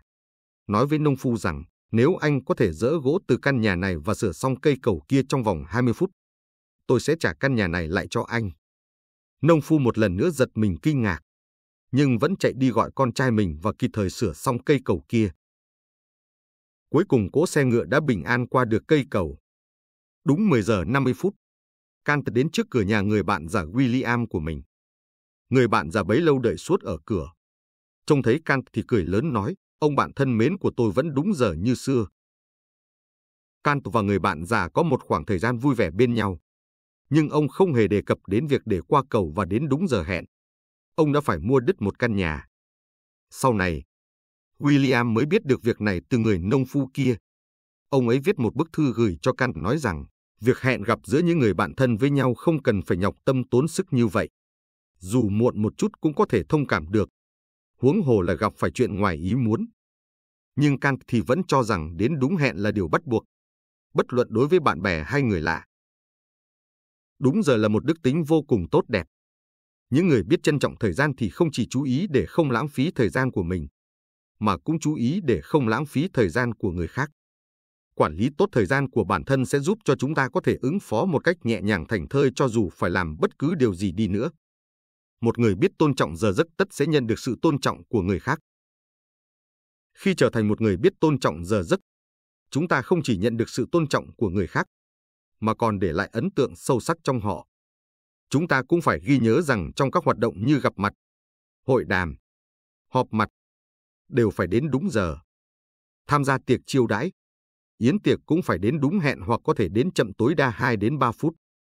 Đối với những buổi tiệc long trọng hoặc mang tính chính thức thì tuyệt đối không được đến muộn. Khi tham gia hội nghị hoặc tham dự buổi văn nghệ thì nên đến trước giờ tổ chức. Nhất định phải dự trù một khoảng thời gian tương đối lớn cho bản thân, bởi có quá nhiều điều ngoài ý muốn có thể xuất hiện. Ví dụ như xe đến muộn, đợi thang máy lâu. Dù thế nào cũng nhất định phải chuẩn bị đầy đủ thời gian. Chẳng phải mọi người thường có câu cửa miệng, thời gian chính là tiền bạc, thời gian chính là tính mệnh hay sao? Nếu đã biết thời gian trân quý như thế, thì việc đúng giờ lại càng quan trọng hơn. Nếu bạn thực sự không thể đến đúng giờ, hãy mua một chiếc đồng hồ đeo tay để bất cứ lúc nào cũng có thể nhắc nhở thời gian cho bản thân. Thành thật giữ chữ tín không chỉ là một phẩm chất tốt đẹp, nó còn là một nguyên tắc làm người căn bản. Bạn có thể dừng chân, nhưng thời gian sẽ không chờ đợi. Có nhiều người nói với tôi rằng, thời gian sẽ không đợi ai. Có những việc nếu không làm bây giờ thì sẽ chẳng có cơ hội làm nữa. Nhà văn nổi tiếng của Trung Quốc, Lỗ Tấn từng nói rằng, lãng phí thời gian của bản thân đồng nghĩa với việc tự sát một cách chậm rãi. Lãng phí thời gian của người khác đồng nghĩa với việc giết người cướp của. Tôi có một đồng nghiệp tính cách rất khép kín. Chưa cần nói đến việc chủ động liên hệ với khách hàng. Ngay cả trong giao tiếp giữa các đồng nghiệp với nhau, giọng của anh ấy lúc nào cũng lý nha lý nhí. Một lần nọ, để rèn cho anh ấy hoạt bát hơn đôi chút, cấp trên quyết định bắt anh ấy gọi điện mời khách hàng tham gia buổi tiệc cuối năm của công ty. Nhận nhiệm vụ, anh ấy bắt đầu vò đầu bứt tai, do dự, băn khoăn mãi rồi liệt ra không dưới 10 khả năng. Ví dụ như khách hàng đang bận, khách hàng thẳng thừng từ chối, khách hàng không kịp nhận điện thoại của mình, khách hàng đang bực dọc vì chuyện gì đó rồi trút giận lên mình. Cứ như vậy, anh ấy nghĩ mất cả buổi sáng. Khi đã chuẩn bị xong xuôi, anh hít một hơi sâu và cầm điện thoại bấm dãy số đầu tiên trong danh sách. Đầu dây bên kia vang lên, "Xin chào quý khách. Số điện thoại quý khách vừa gọi tạm thời không liên lạc được." Anh ta mừng húm, may sao. Giá mà tất cả khách hàng đều không liên lạc được thì tốt biết mấy. Các cuộc gọi tiếp theo, có người từ chối, có người đang bận, có người tắt máy, có người không thể gọi được. Sang đến ngày thứ hai, cấp trên hỏi rằng mọi việc tiến triển đến đâu rồi. Anh ấy bèn kể lại đầu đuôi. Cấp trên gằn giọng nói, "Vậy cậu tiếp tục gọi cho tôi. Đến khi nào gọi được thì thôi." "Vâng." Anh ấy tiêu nghỉu đáp. Anh ấy ra khỏi phòng. Cấp trên lắc đầu chán nản, rồi bảo thư ký đi viết thông báo. Nếu đặt tất cả hy vọng vào anh ta thì sẽ có rất ít khách hàng đến dự tiệc cuối năm. Mãi đến khi tôi rời khỏi công ty, anh chàng đồng nghiệp khốn khổ kia vẫn chẳng có chút thay đổi gì. Trạng thái tạm dừng chân của anh ấy thực chất chỉ để che đậy sự căng thẳng của bản thân, tránh né cảm giác khó xử khi phải giao tiếp với người khác.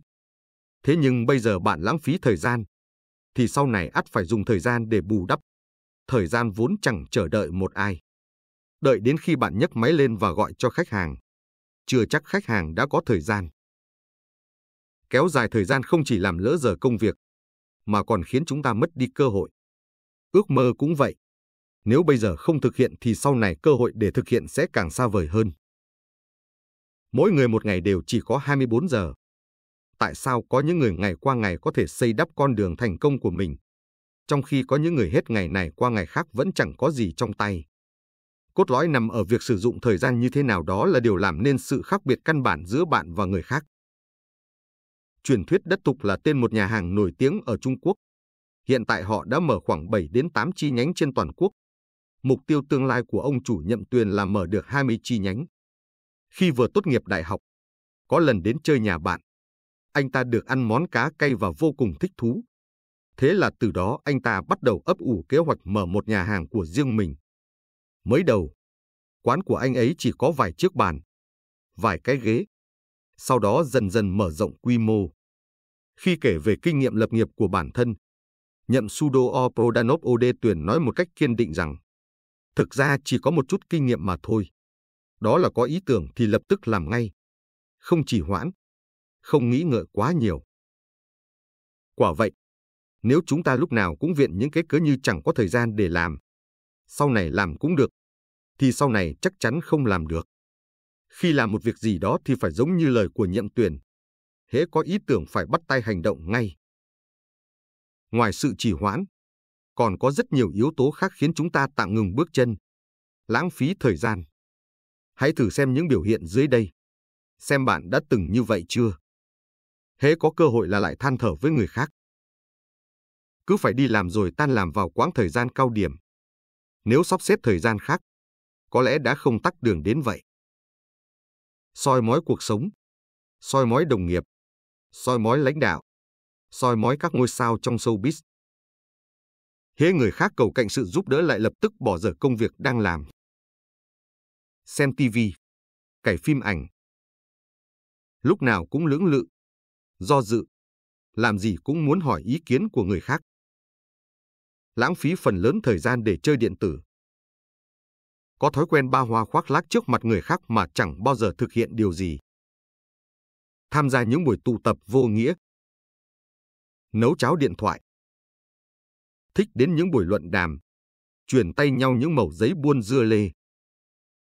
Đôi khi có lãng phí thời gian hay không, điều cốt lõi không nằm ở việc bạn đang làm gì, mà nằm ở việc bạn không nên làm gì. Mỗi người từ thời khắc được sinh ra đã bắt đầu phải chạy đua với thời gian rồi. Ai cũng nói rằng thời gian trôi đi quá nhanh, không tài nào bắt kịp. Thực ra bởi bạn chạy quá chậm mà thôi. Hãy nhìn những người bạn thân và bạn học đã cùng bạn lớn lên từ nhỏ, mới biết được những năm qua bạn đã nỗ lực hay chưa. Chuyện thỏ và rùa cho chúng ta hiểu được rằng thông minh hay ngu dốt không phải là điều kiện tiên quyết để dẫn đến thành công. Chỉ có sự kiên trì, cùng với sự nắm bắt thời gian mới có thể giúp chúng ta chiến thắng ván cờ cuộc đời. Sống trong sự trọn vẹn của ngày hôm nay. Mỗi lần khởi hành đi đâu đó, tôi lúc nào cũng chỉ muốn nhanh chóng đến nơi, quên bằng mất quang cảnh tươi đẹp dọc đường. Mãi cho đến lần gặp được một đôi vợ chồng già, tôi mới nhận ra phong cảnh trên đường chúng ta tuyệt nhiên không nên bỏ lỡ. Đôi vợ chồng già khoảng 75 tuổi, kết hôn đã nửa thế kỷ. Để tổ chức một đám cưới vàng ý nghĩa cho cha mẹ, con cái quyết định đặt vé du lịch cho hai người. Trên đường đi, họ kể chuyện cũ. Những du khách khác cũng chăm chú lắng nghe. Bác trai hồ hởi nói, kết hôn bấy nhiêu năm rồi mà tôi chưa đưa được bà ấy đi đâu ngắm cảnh, ăn của ngon vật lạ. Đây chính là sự tiếc nuối lớn nhất của tôi. Bác gái nghe vậy hai mắt nhòa lệ. Mỉm cười nói, ông già này, nói ra như vậy làm gì chứ? Nếu chẳng phải. Ây già, không nói chuyện này nữa. Mặc dù bây giờ tuổi tác đã cao, nhưng chúng ta cũng phải đi cho trọn vẹn những năm tháng cuối đời này. Tôi không biết họ trải qua những gì, nhưng chữ trọn vẹn mà bác ấy nói đánh mạnh vào cảm xúc của tôi. Họ đều đã ở tuổi xế chiều. Nói một cách khó nghe là sống được năm nào biết năm đó. Sự trọn vẹn mà họ nói ra phải trả giá bằng những năm tháng đã qua đi và bằng cả những gì thanh xuân đã hoài phí. Chúng ta còn rất trẻ. Thời gian nói nhiều thì là nhiều. Nói ít thực cũng ít. Đừng để đến tuổi xế chiều mới bắt đầu hiểu ra rằng phải nắm chắc hiện tại. Tận dụng hiện tại. Hiện tại luôn là một đi không trở lại. Không phải quá khứ cũng chẳng có ngày mai. Hà cớ gì chúng ta lại phó mặc hiện tại cho những điều mơ hồ vô định. Ai biết ngày mai có đến không? Tôi từng nghe không ít người nói sau này mình sẽ. Sau này mình nhất định sẽ. Thế nhưng nếu không làm ngay từ bây giờ, làm sao sau này bạn có thể đạt được điều gì đó? Chặng đường mang tên cuộc sống chung thì có vẻ rất dài, nhưng kỳ thực lại ngắn ngủi. Nhà thơ chủ nghĩa lãng mạn trứ danh Percy Bysshe Shelley từng viết rằng quá khứ thuộc về tử thần, tương lai thuộc về chính ta. Cho dù trong quá khứ cuộc sống của bạn thật hoành tráng hay chỉ bình phàm, điều đó đều không quan trọng. Huống hồ chúng ta không phải là vị thần thời gian, có thể xuyên không tùy theo ý muốn. Chúng ta càng không phải là người ngoài hành tinh, có thể nhìn thấy trước tương lai. Điều duy nhất chúng ta có thể làm là nắm chắc hiện tại. Nắm chắc hiện tại mới có thể nắm chắc trước la bàn tương lai. Có một sinh viên của trường y khoa tổng hợp Monterey nước Anh lúc nào cũng băn khoăn lo nghĩ, bởi cậu không nhìn thấy tia hy vọng nào của tương lai. Trong cuộc sống hàng ngày, cậu luôn cảm thấy hỗn độn, mơ hồ và thường lo rằng mình sẽ không thể vượt qua các kỳ thi, không biết bản thân phải làm gì. Mỗi sáng khi mở mắt tỉnh dậy, những gì cậu nhìn thấy chỉ toàn là nỗi tuyệt vọng với cuộc sống. Thế nhưng cậu ấy luôn thi tốt các môn, cũng chưa từng gặp phải việc gì quá đỗi gian nan. Mùa xuân năm 1871, chàng sinh viên trẻ đọc được một cuốn sách. Những điều viết trong đó làm cho cậu bừng tỉnh, đừng dõi theo quang cảnh mơ hồ phía xa. Hãy theo đuổi những điều trong tầm với. Cậu bỗng chốc tìm được hy vọng với cuộc sống. Cậu ấy chưa từng biết rằng cuộc sống lại đáng để kỳ vọng đến vậy. Cậu bắt đầu tận hưởng mọi thứ trong hiện tại, giúp cho vận mệnh của mình dần dần thay đổi. Sau này, chàng sinh viên đó đã sáng lập nên Đại học Johns Hopkins, ngôi trường nổi tiếng trên toàn thế giới, trở thành giáo sư học viện y khoa của Đại học Oxford. Đây thực là một bước nhảy vọt của vận mệnh. Vài chục năm sau, ông có một bài thuyết giảng ở Đại học Yale. Ông nói, người ta thường nói rằng, chắc hẳn tôi có bộ óc khác với người thường. Thực ra không phải vậy. Những bạn bè thân thiết của tôi đều biết rằng não bộ tôi vô cùng bình thường. Vậy bí quyết thành công của tôi là gì? Cá nhân tôi cho rằng đó là tôi sống trong sự trọn vẹn của ngày hôm nay. Thưa, sự trọn vẹn của ngày hôm nay nghĩa là gì? Một sinh viên giơ tay hỏi. Ông mỉm cười giải thích, hãy tưởng tượng cuộc đời giống như một con thuyền.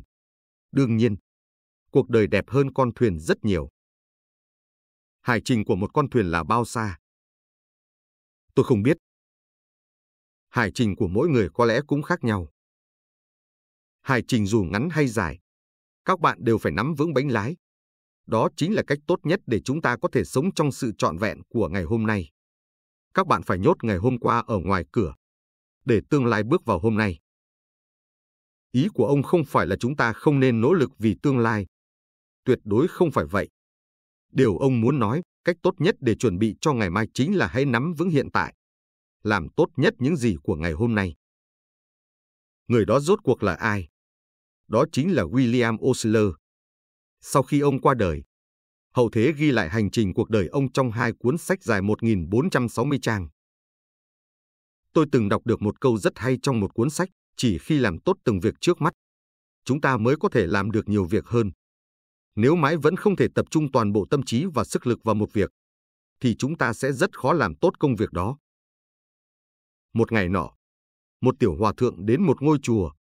Phương trượng liền sắp xếp cho cậu công việc chặt củi và gánh nước. Tiểu hòa thượng trong lòng thầm nghĩ, mình đến để lĩnh ngộ đạo lý của Phật gia. Sao phương trượng lại bắt mình làm việc vặt như vậy? Thế nhưng do còn ngại và tôn trọng phương trượng nên tiểu hòa thượng không nói năng gì. Mới đầu tiểu hòa thượng tưởng rằng mình chỉ cần làm 1-2 tháng là đủ. Nào ngờ phải làm liền 2 năm. Trong 2 năm đó, cậu chưa từng được đến thiền phòng để đọc sách. Nói gì đến lĩnh ngộ đạo lý. Cuối cùng đến một ngày, tiểu hòa thượng không chịu nổi nữa. Cậu hậm hực đến gặp phương trượng để hỏi cho ra nhẽ, con đến để lĩnh hội triết lý của nhà Phật, chứ đâu phải đến để làm việc vặt. Làm việc vặt đã đành, ngài còn bắt con làm suốt 2 năm. 2 năm đã đành, ngài vẫn chưa hề dạy cho con điều gì cả. Những việc chẳng hề liên quan gì đến thần Phật này, con chẳng làm nữa đâu. Tiểu hòa thượng nói liền một mạch, khuôn mặt nhỏ đỏ bừng vì tức giận. Phương trượng nghe xong cười hiền từ, ngay cả việc nhỏ con cũng làm chưa được. Sao ta có thể trông đợi con lĩnh hội được Phật học? Những việc trước mắt làm không xong, há có thể mong đợi tương lai làm nên đại sự. Con à, chớ nên nhất tâm trông đợi những điều xa xôi mờ mịt.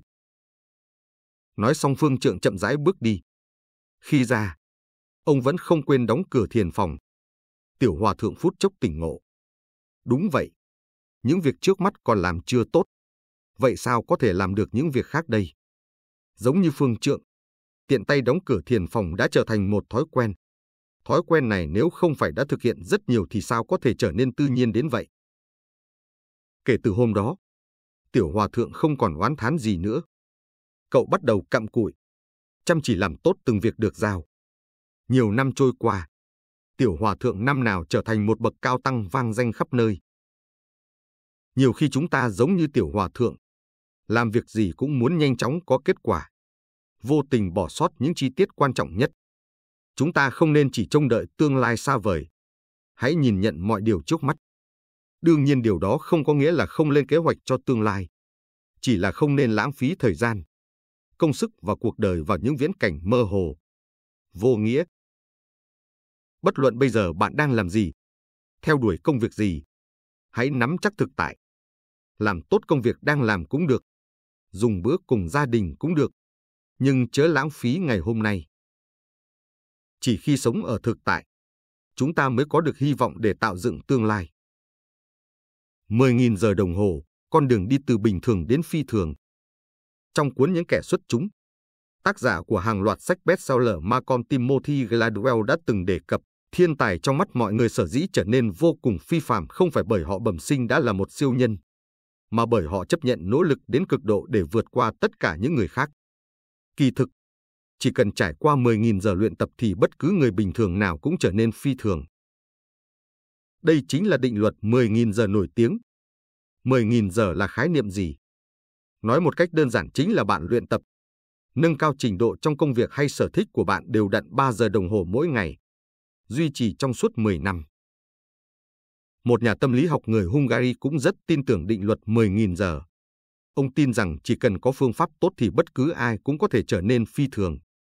Để chứng minh cho giả thuyết của mình, ông lựa chọn cho con gái học bộ môn cờ tướng quốc tế. Nhiều năm trôi qua, 3 người con gái của ông đều đã trở thành những cao thủ thực sự trong làng cờ tướng quốc tế. Họ chính là 3 chị em nhà Polga.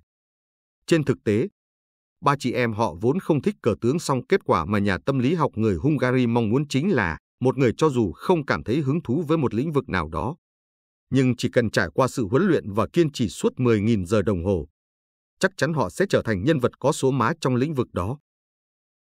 Trước đây, theo quan niệm truyền thống, mọi người dường như rất tôn sùng chữ khổ, luyện tập khổ cực từ đông đến hè, thậm chí còn búi tóc treo đầu xà. Nhưng giờ đây sự lý giải đối với chữ khổ đã khác biệt rất nhiều so với ngày xưa. Với định luật 10.000 giờ, chỉ cần kiên trì thực hiện là được, không cần phải khiến thân thể và tâm trí của mình chịu tội. Chị Tinh, cấp trên trực tiếp của tôi, thực sự là một người phụ nữ siêu phàm. Luận về năng lực thì có lẽ chị không quá xuất sắc, nhưng sự kiên trì bền bỉ đến cùng của chị, chúng tôi không ai là không phục. Bất luận đi làm vất vả bận rộn ra sao, chị Tinh vẫn đều đặn dành ra 2 tiếng đồng hồ sau giờ làm để đọc sách, viết cảm nghĩ của riêng mình. Cho đến giờ chị đã duy trì thói quen này được 7 năm. Trong 7 năm, chị Tinh xuất bản 4 cuốn sách và có hàng trăm ngàn lượt follow trên các trang mạng cá nhân của mình. Chị Tinh dùng chính những kinh nghiệm của mình để diễn dịch định luật 10.000 giờ. Trong cuộc sống, quả thực rất hiếm người có thể kiên trì làm một việc gì đó tới 10.000 giờ đồng hồ như chị. Nhiều năm trước, khi vẫn còn học đại học, tôi cả ngày chỉ biết lên lớp, đến thư viện và nhiệt tình tham gia các hoạt động đoàn đội. 2 năm đầu, không chỉ không có mục tiêu, phương hướng cụ thể, mà tôi cũng chưa từng nghĩ đến việc hoạch định cho cuộc sống tương lai. Cho đến năm thứ 4 đại học, quyết định lên nghiên cứu sinh, tôi mới thực sự phân bổ thời gian để sắp xếp những công việc cần làm mỗi ngày. Cho đến giờ phút này, tôi vẫn còn nhớ rõ bảng kế hoạch đó. Từ 6 giờ 30 phút đến 23 giờ, mỗi một mốc thời gian đều có những lịch trình học tập khác nhau. Ví dụ 6 giờ dậy, 6 giờ 30 phút đến 7 giờ 30 phút học từ vựng trong vòng 1 tiếng. Thời gian còn lại dùng để học toán. Ăn cơm trưa xong sẽ dành 1 tiếng đồng hồ để đọc những cuốn sách mà mình thích. Thời gian còn lại dùng để học tiếng Anh. Buổi tối thì tổng kết và đánh giá ngày học tập đó. Sau khi có một kế hoạch chi tiết, tôi bắt đầu nghiêm túc thực hiện. Chỉ sau vài tháng, kết quả thi nghiên cứu sinh của tôi đã vượt lên dẫn đầu. Và rất nhiều năm sau đó, mặc dù vẫn làm việc theo phương thức đó, nhưng tôi vẫn không thể đạt được trạng thái giống như hồi học thi nghiên cứu sinh. Giờ đây nghĩ lại, bản thân mình hồi đó thực là siêu phàm. Một ngày có thể duy trì trên 12 tiếng học tập với hiệu suất cao. Tôi của ngày hôm nay cũng nhờ những ngày tháng ấy mà biết trân trọng thời gian, không ngừng luyện rèn. Ngoài công việc ra, mỗi ngày đều có thể làm những việc mình hứng thú. Tập thể dục ngày 2 lần, nghiên cứu những bài viết nổi tiếng, tập tành viết lách. Cuối tuần sẽ đọc những cuốn sách yêu thích. Bất luận thế nào, tôi cũng phải thừa nhận rằng mình lười biếng hơn so với ngày xưa. Nhưng có thể khẳng định một điều. Để có thể từ bình thường trở nên phi thường thực sự chỉ có cách không ngừng kiên trì mà thôi. Có câu tục ngữ rất thú vị. Thế gian này không có chuyện gì khó, chỉ sợ con người không dám vượt qua. Cho dù điều kiện ngoại tại của mỗi người có sự khác biệt, nhưng vẫn hoàn toàn có thể đạt được thành công. Trong thời đại tràn ngập những ước mơ như bây giờ, tâm hồn chúng ta thường xuyên được bồi bổ bằng món canh gà bổ dưỡng mang tên ước mơ. Thường xuyên đọc được những câu chuyện mang tính khích lệ, động viên của người khác. Nhưng cùng lúc đó, chúng ta cũng cần trở nên mạnh mẽ hơn. Nếu phải trở thành độc giả dõi theo ước mơ của người khác, chẳng thà hãy tích cóp những khoảng thời gian rảnh rỗi, dùng để đầu tư cho mơ ước của chính mình. Đương nhiên, con số đó có thể kéo dài một chút, là 10.000 giờ đồng hồ, cũng có thể là 20.000 giờ đồng hồ. Cho dù thế nào, chỉ cần có thể kiên trì đến một khoảng thời gian nhất định, chúng ta hoàn toàn có thể trở nên tài giỏi trong bất cứ công việc hay lĩnh vực nào. Bắt đầu hành trình, hết mình đi đến. Hồi mới đi học, thầy cô thường dạy chúng ta rằng phải chăm chỉ học hành. Đến khi tốt nghiệp, cha mẹ lại dặn dò chúng ta phải chăm chỉ làm việc, đi làm. Cấp trên và đồng nghiệp nhắc nhở chúng ta phải chú ý đến từng chi tiết. Cho dù là trong lời nói hay trong ánh mắt của họ, chúng ta đều có thể nhìn thấy sự kỳ vọng lớn lao và sự đốc thúc phải làm mọi việc một cách hết mình. Có người nói rằng trong thế kỷ 21, con người đang không còn dụng tâm làm việc nữa, mà là đang dụng gan, dụng phổi. Nếu bạn vẫn chưa dụng tâm chăm chỉ, thì nguy cơ có thể đến bất cứ lúc nào. Ở thị trấn Austin, bang Pennsylvania của Mỹ, do người phụ trách xây dựng công trình đê bao không sử dụng đá làm móng đúng theo thiết kế ban đầu, khiến đê bao bị sạt lở. Phút chốc thị trấn chìm trong biển nước. Rất nhiều người thương vong. Những sự kiện tương tự như vậy bất cứ lúc nào cũng có thể xảy ra ngay cạnh chúng ta. Và nguyên nhân dẫn đến tất cả những điều đó hoàn toàn không phải vì độ khó của công trình hay do những vấn đề hóc búa khác trong kỹ thuật, Đó chỉ đơn giản là do sự lơ đễnh nhất thời, đại khái qua loa. Rõ ràng người thực hiện chỉ dụng tay chứ không hề dụng tâm làm việc. Một bác thợ mộc già có tay nghề lão luyện đang chuẩn bị nghỉ hưu, muốn trở về sống vui vầy cùng vợ và con cái. Ông chủ không nỡ để bác ra đi, nhưng đúng là bác tuổi giờ đã cao. Trước khi đi, ông chủ muốn bác xây nốt một căn nhà nữa. Bác thợ mộc vui vẻ đồng ý. Nhưng trong quá trình xây nhà, mọi người ai cũng nhận ra rằng bác thợ mộc đã không còn dụng tâm làm việc nữa. Lúc nào cũng muốn sớm trở về đoàn tụ với gia đình. Nhà được xây xong, ông chủ đưa chìa khóa nhà giao cho bác thợ mộc. Mỉm cười nói, đây là căn nhà dành tặng bác. Hãy coi đó là món quà tôi tặng bác về hưu. Trời ạ! Thì ra căn nhà là của mình. Nhưng lại là một căn nhà mà chính bàn tay mình xây dựng cẩu thả. Qua loa. Bác thợ mộc cảm thấy xấu hổ vô cùng. Cuộc sống quanh chúng ta, những người như bác thợ mộc kia chẳng phải ít. Bọn họ xây dựng ngôi nhà đời mình vô tâm, qua quýt, gặp chuyện gì cũng không chịu dụng tâm. Trong thời khắc quyết định cũng không muốn dốc toàn bộ sự nỗ lực của bản thân. Đến khi tỉnh ngộ thì đã bị nhốt trong căn nhà cẩu thả do chính tay mình dựng nên. Hãy rút ra bài học từ bác thợ mộc kia nhé. Bất cứ công việc nào, chỉ cần chúng ta toàn tâm dốc sức thì không gì là không thể thực hiện. Không gì là không thể làm tốt. Làm việc có tâm, sống có tâm, đối xử với bạn bè có tâm, xử lý có tâm với từng chuyện nhỏ nhặt trong cuộc sống. Khi thực sự có tâm, bạn sẽ phát hiện ra rằng mỗi một câu chuyện xảy đến quanh bạn đều trở nên có ý nghĩa, trở nên thật đẹp đẽ.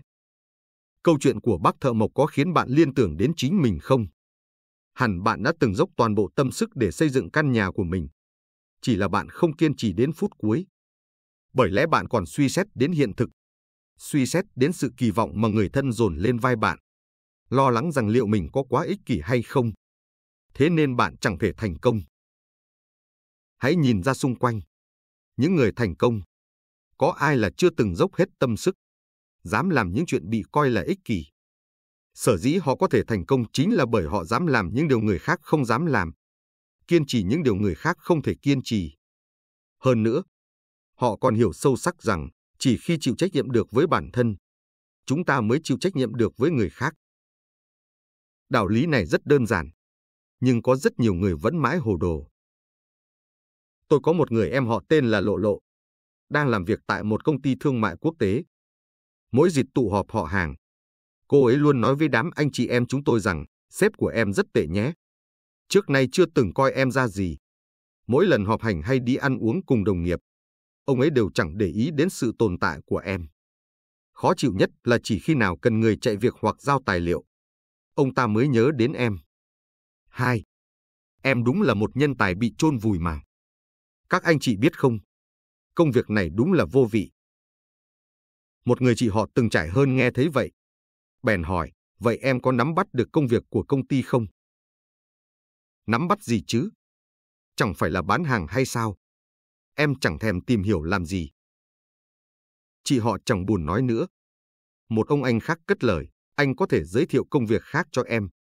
Nhưng nếu muốn rời đi, em cũng phải rời đi cho xứng đáng. Nghĩa là sao ạ? Em thử nghĩ xem. Nếu có thể hiểu rõ những điều to tát như thủ thuật kinh doanh, văn kiện thương mại và trình vận hành của công ty, rồi học được cách xử lý những việc lặt vặt như sửa máy in, sau đó mới từ chức xin nghỉ, vậy chẳng phải em sẽ học được rất nhiều điều hay sao? Vâng, cũng có lý thật. Cô em họ gật gù tỏ vẻ đồng tình. Quả là như vậy. Làm việc ở đó đã lâu, sao có thể cứ thế mà từ chức chứ? Thế là từ đó về sau, cô ấy bắt đầu thay đổi thái độ làm việc. Bất cứ việc gì cũng đều dốc tâm dốc sức làm. Hơn 1 tháng trôi qua, cô ấy hào hứng nói với chúng tôi, các anh các chị ơi, em được tăng lương rồi. Bất luận việc gì, điều đầu tiên chúng ta phải làm là tìm ra nguyên nhân từ phía bản thân. Nếu sếp không coi trọng bạn, có lẽ bởi năng lực của bạn chưa tốt.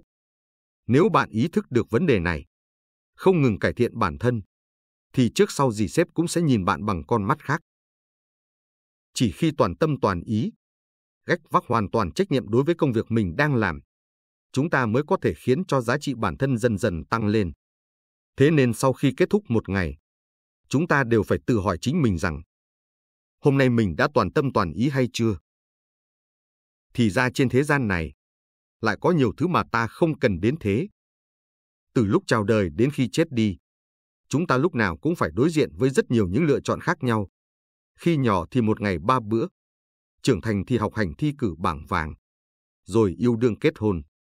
Có thể nói rằng, vô số những lựa chọn đó đã làm nên con người chúng ta. Nếu có thể quay ngược thời gian, đưa ra lựa chọn khác với một việc nào đó, có lẽ hôm nay chúng ta đã hoàn toàn quay về khác rồi.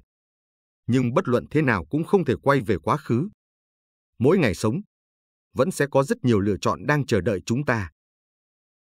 Ngay chuyện đơn giản như đi siêu thị mua kem đánh răng thôi.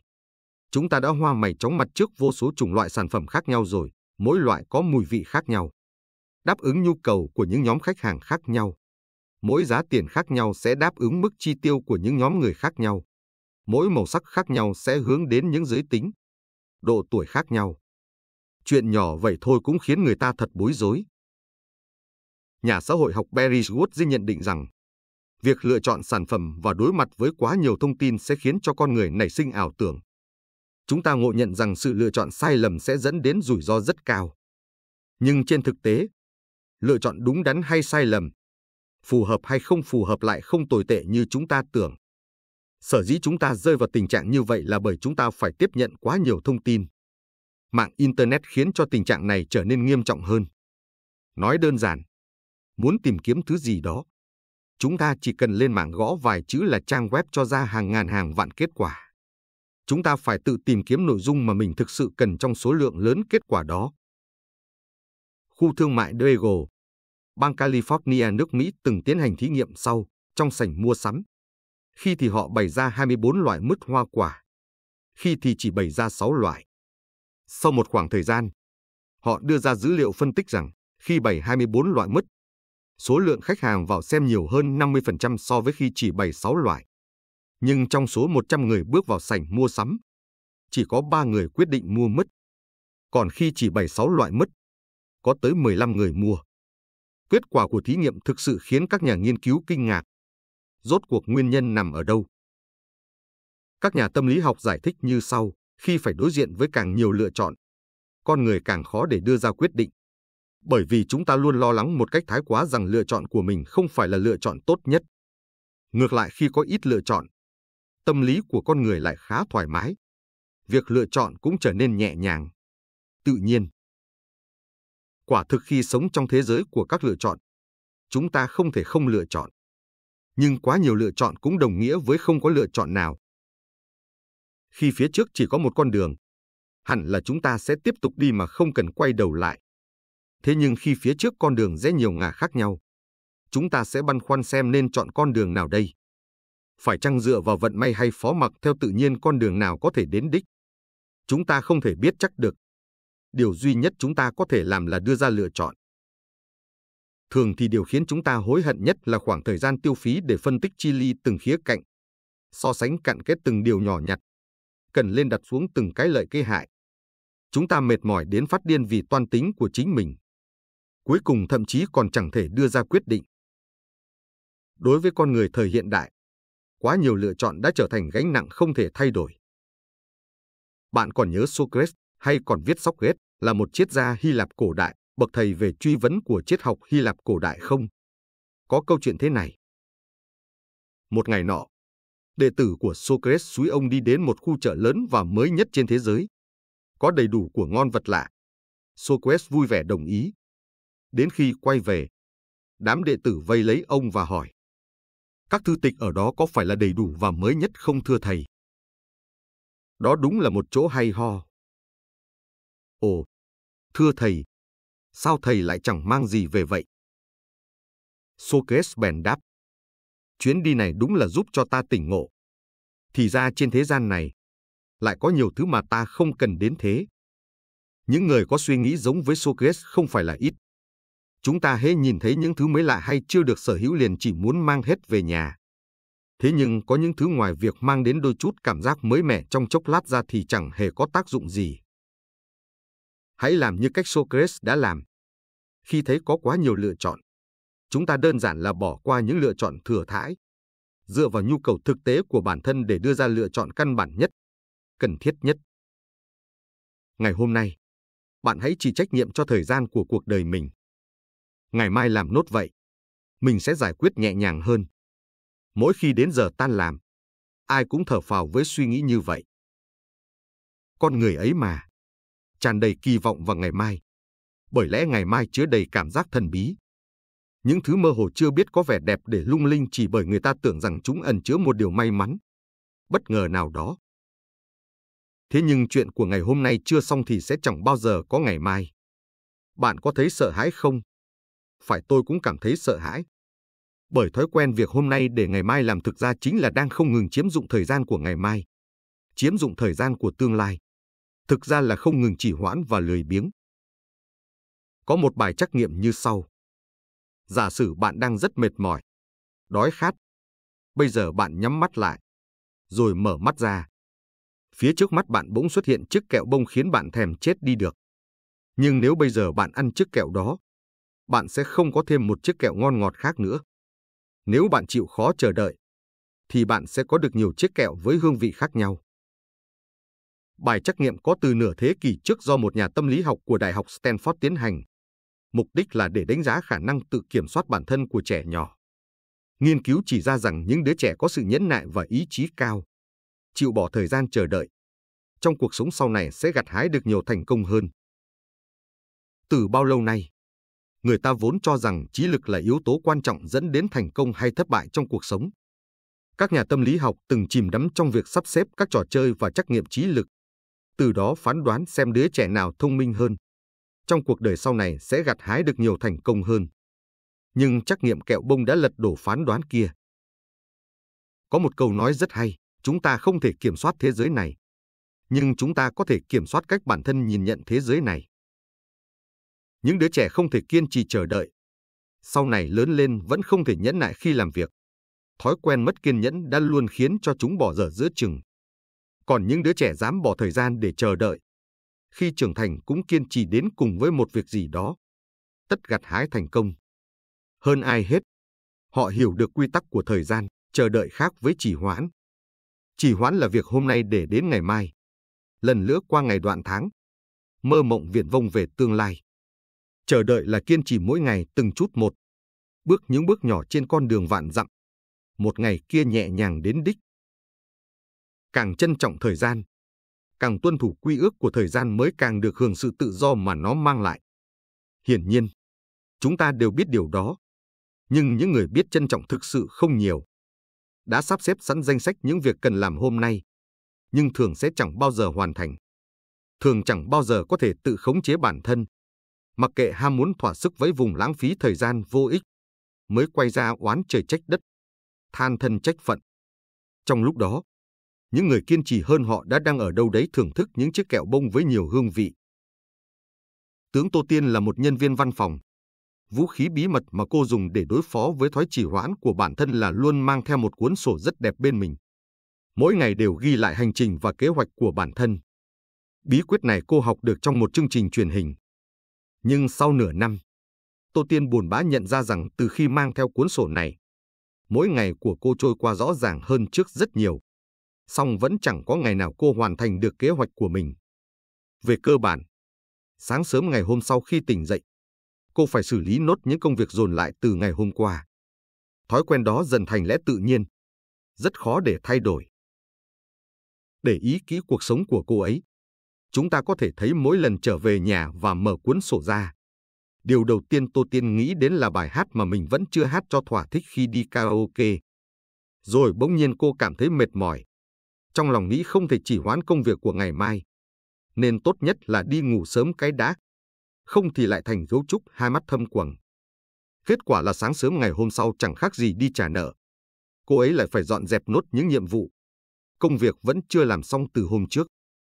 Cứ lặp đi lặp lại như vậy thành một vòng tuần hoàn ác tính. Cuộc sống cứ thế tệ hại đi. Những kế hoạch trong cuộc sống của Tô Tiên cũng vậy, cứ hoài dang dở. Dù cô ấy photo tất cả các kế hoạch ra rồi dán chi chít ở những nơi dễ thấy nhất, nhưng cô ấy vẫn không thể ngày nào làm việc nấy. Mỗi ngày trong cô ấy đều có hai gã khổng lồ đang đánh nhau. Một gã chăm chỉ, một kẻ lười biếng. Cuối cùng kẻ giành phần thắng luôn là gã lười biếng. Cái gã lười biếng ấy đang dần chiếm thế thượng phong, ngày càng ầm ĩ, hống hách. Tô Tiên dần dà lười đến nỗi chẳng buồn suy xét, cũng chẳng có điều gì khiến cô ấy lo lắng được nữa. Ngày tháng trôi đi, kế hoạch tuần, kế hoạch tháng thất bại thảm hại, kéo theo kế hoạch năm cũng chỉ hoãn dài dài. Chúng ta cũng như cô ấy, đều thực sự không ngờ rằng món nợ tích tụ ngày qua ngày lại trở nên khổng lồ đến vậy. Chẳng khác nào tổ mối làm sụp đổ cả một con đê. Điều quan trọng nhất là rồi chúng ta sẽ đánh mất khả năng tự kiểm soát bản thân, cảm thấy mỗi ngày cuộc sống đều đầy bất an, chán nản. Đời chúng ta dần chỉ còn là một mớ hỗn loạn. Đến lúc muốn làm lại cũng không biết phải bắt đầu từ đâu. Thế nên, đừng mong chờ những điều viển vông của ngày mai. Ngày hôm nay, bạn hãy chịu trách nhiệm cho thời gian của cuộc đời mình.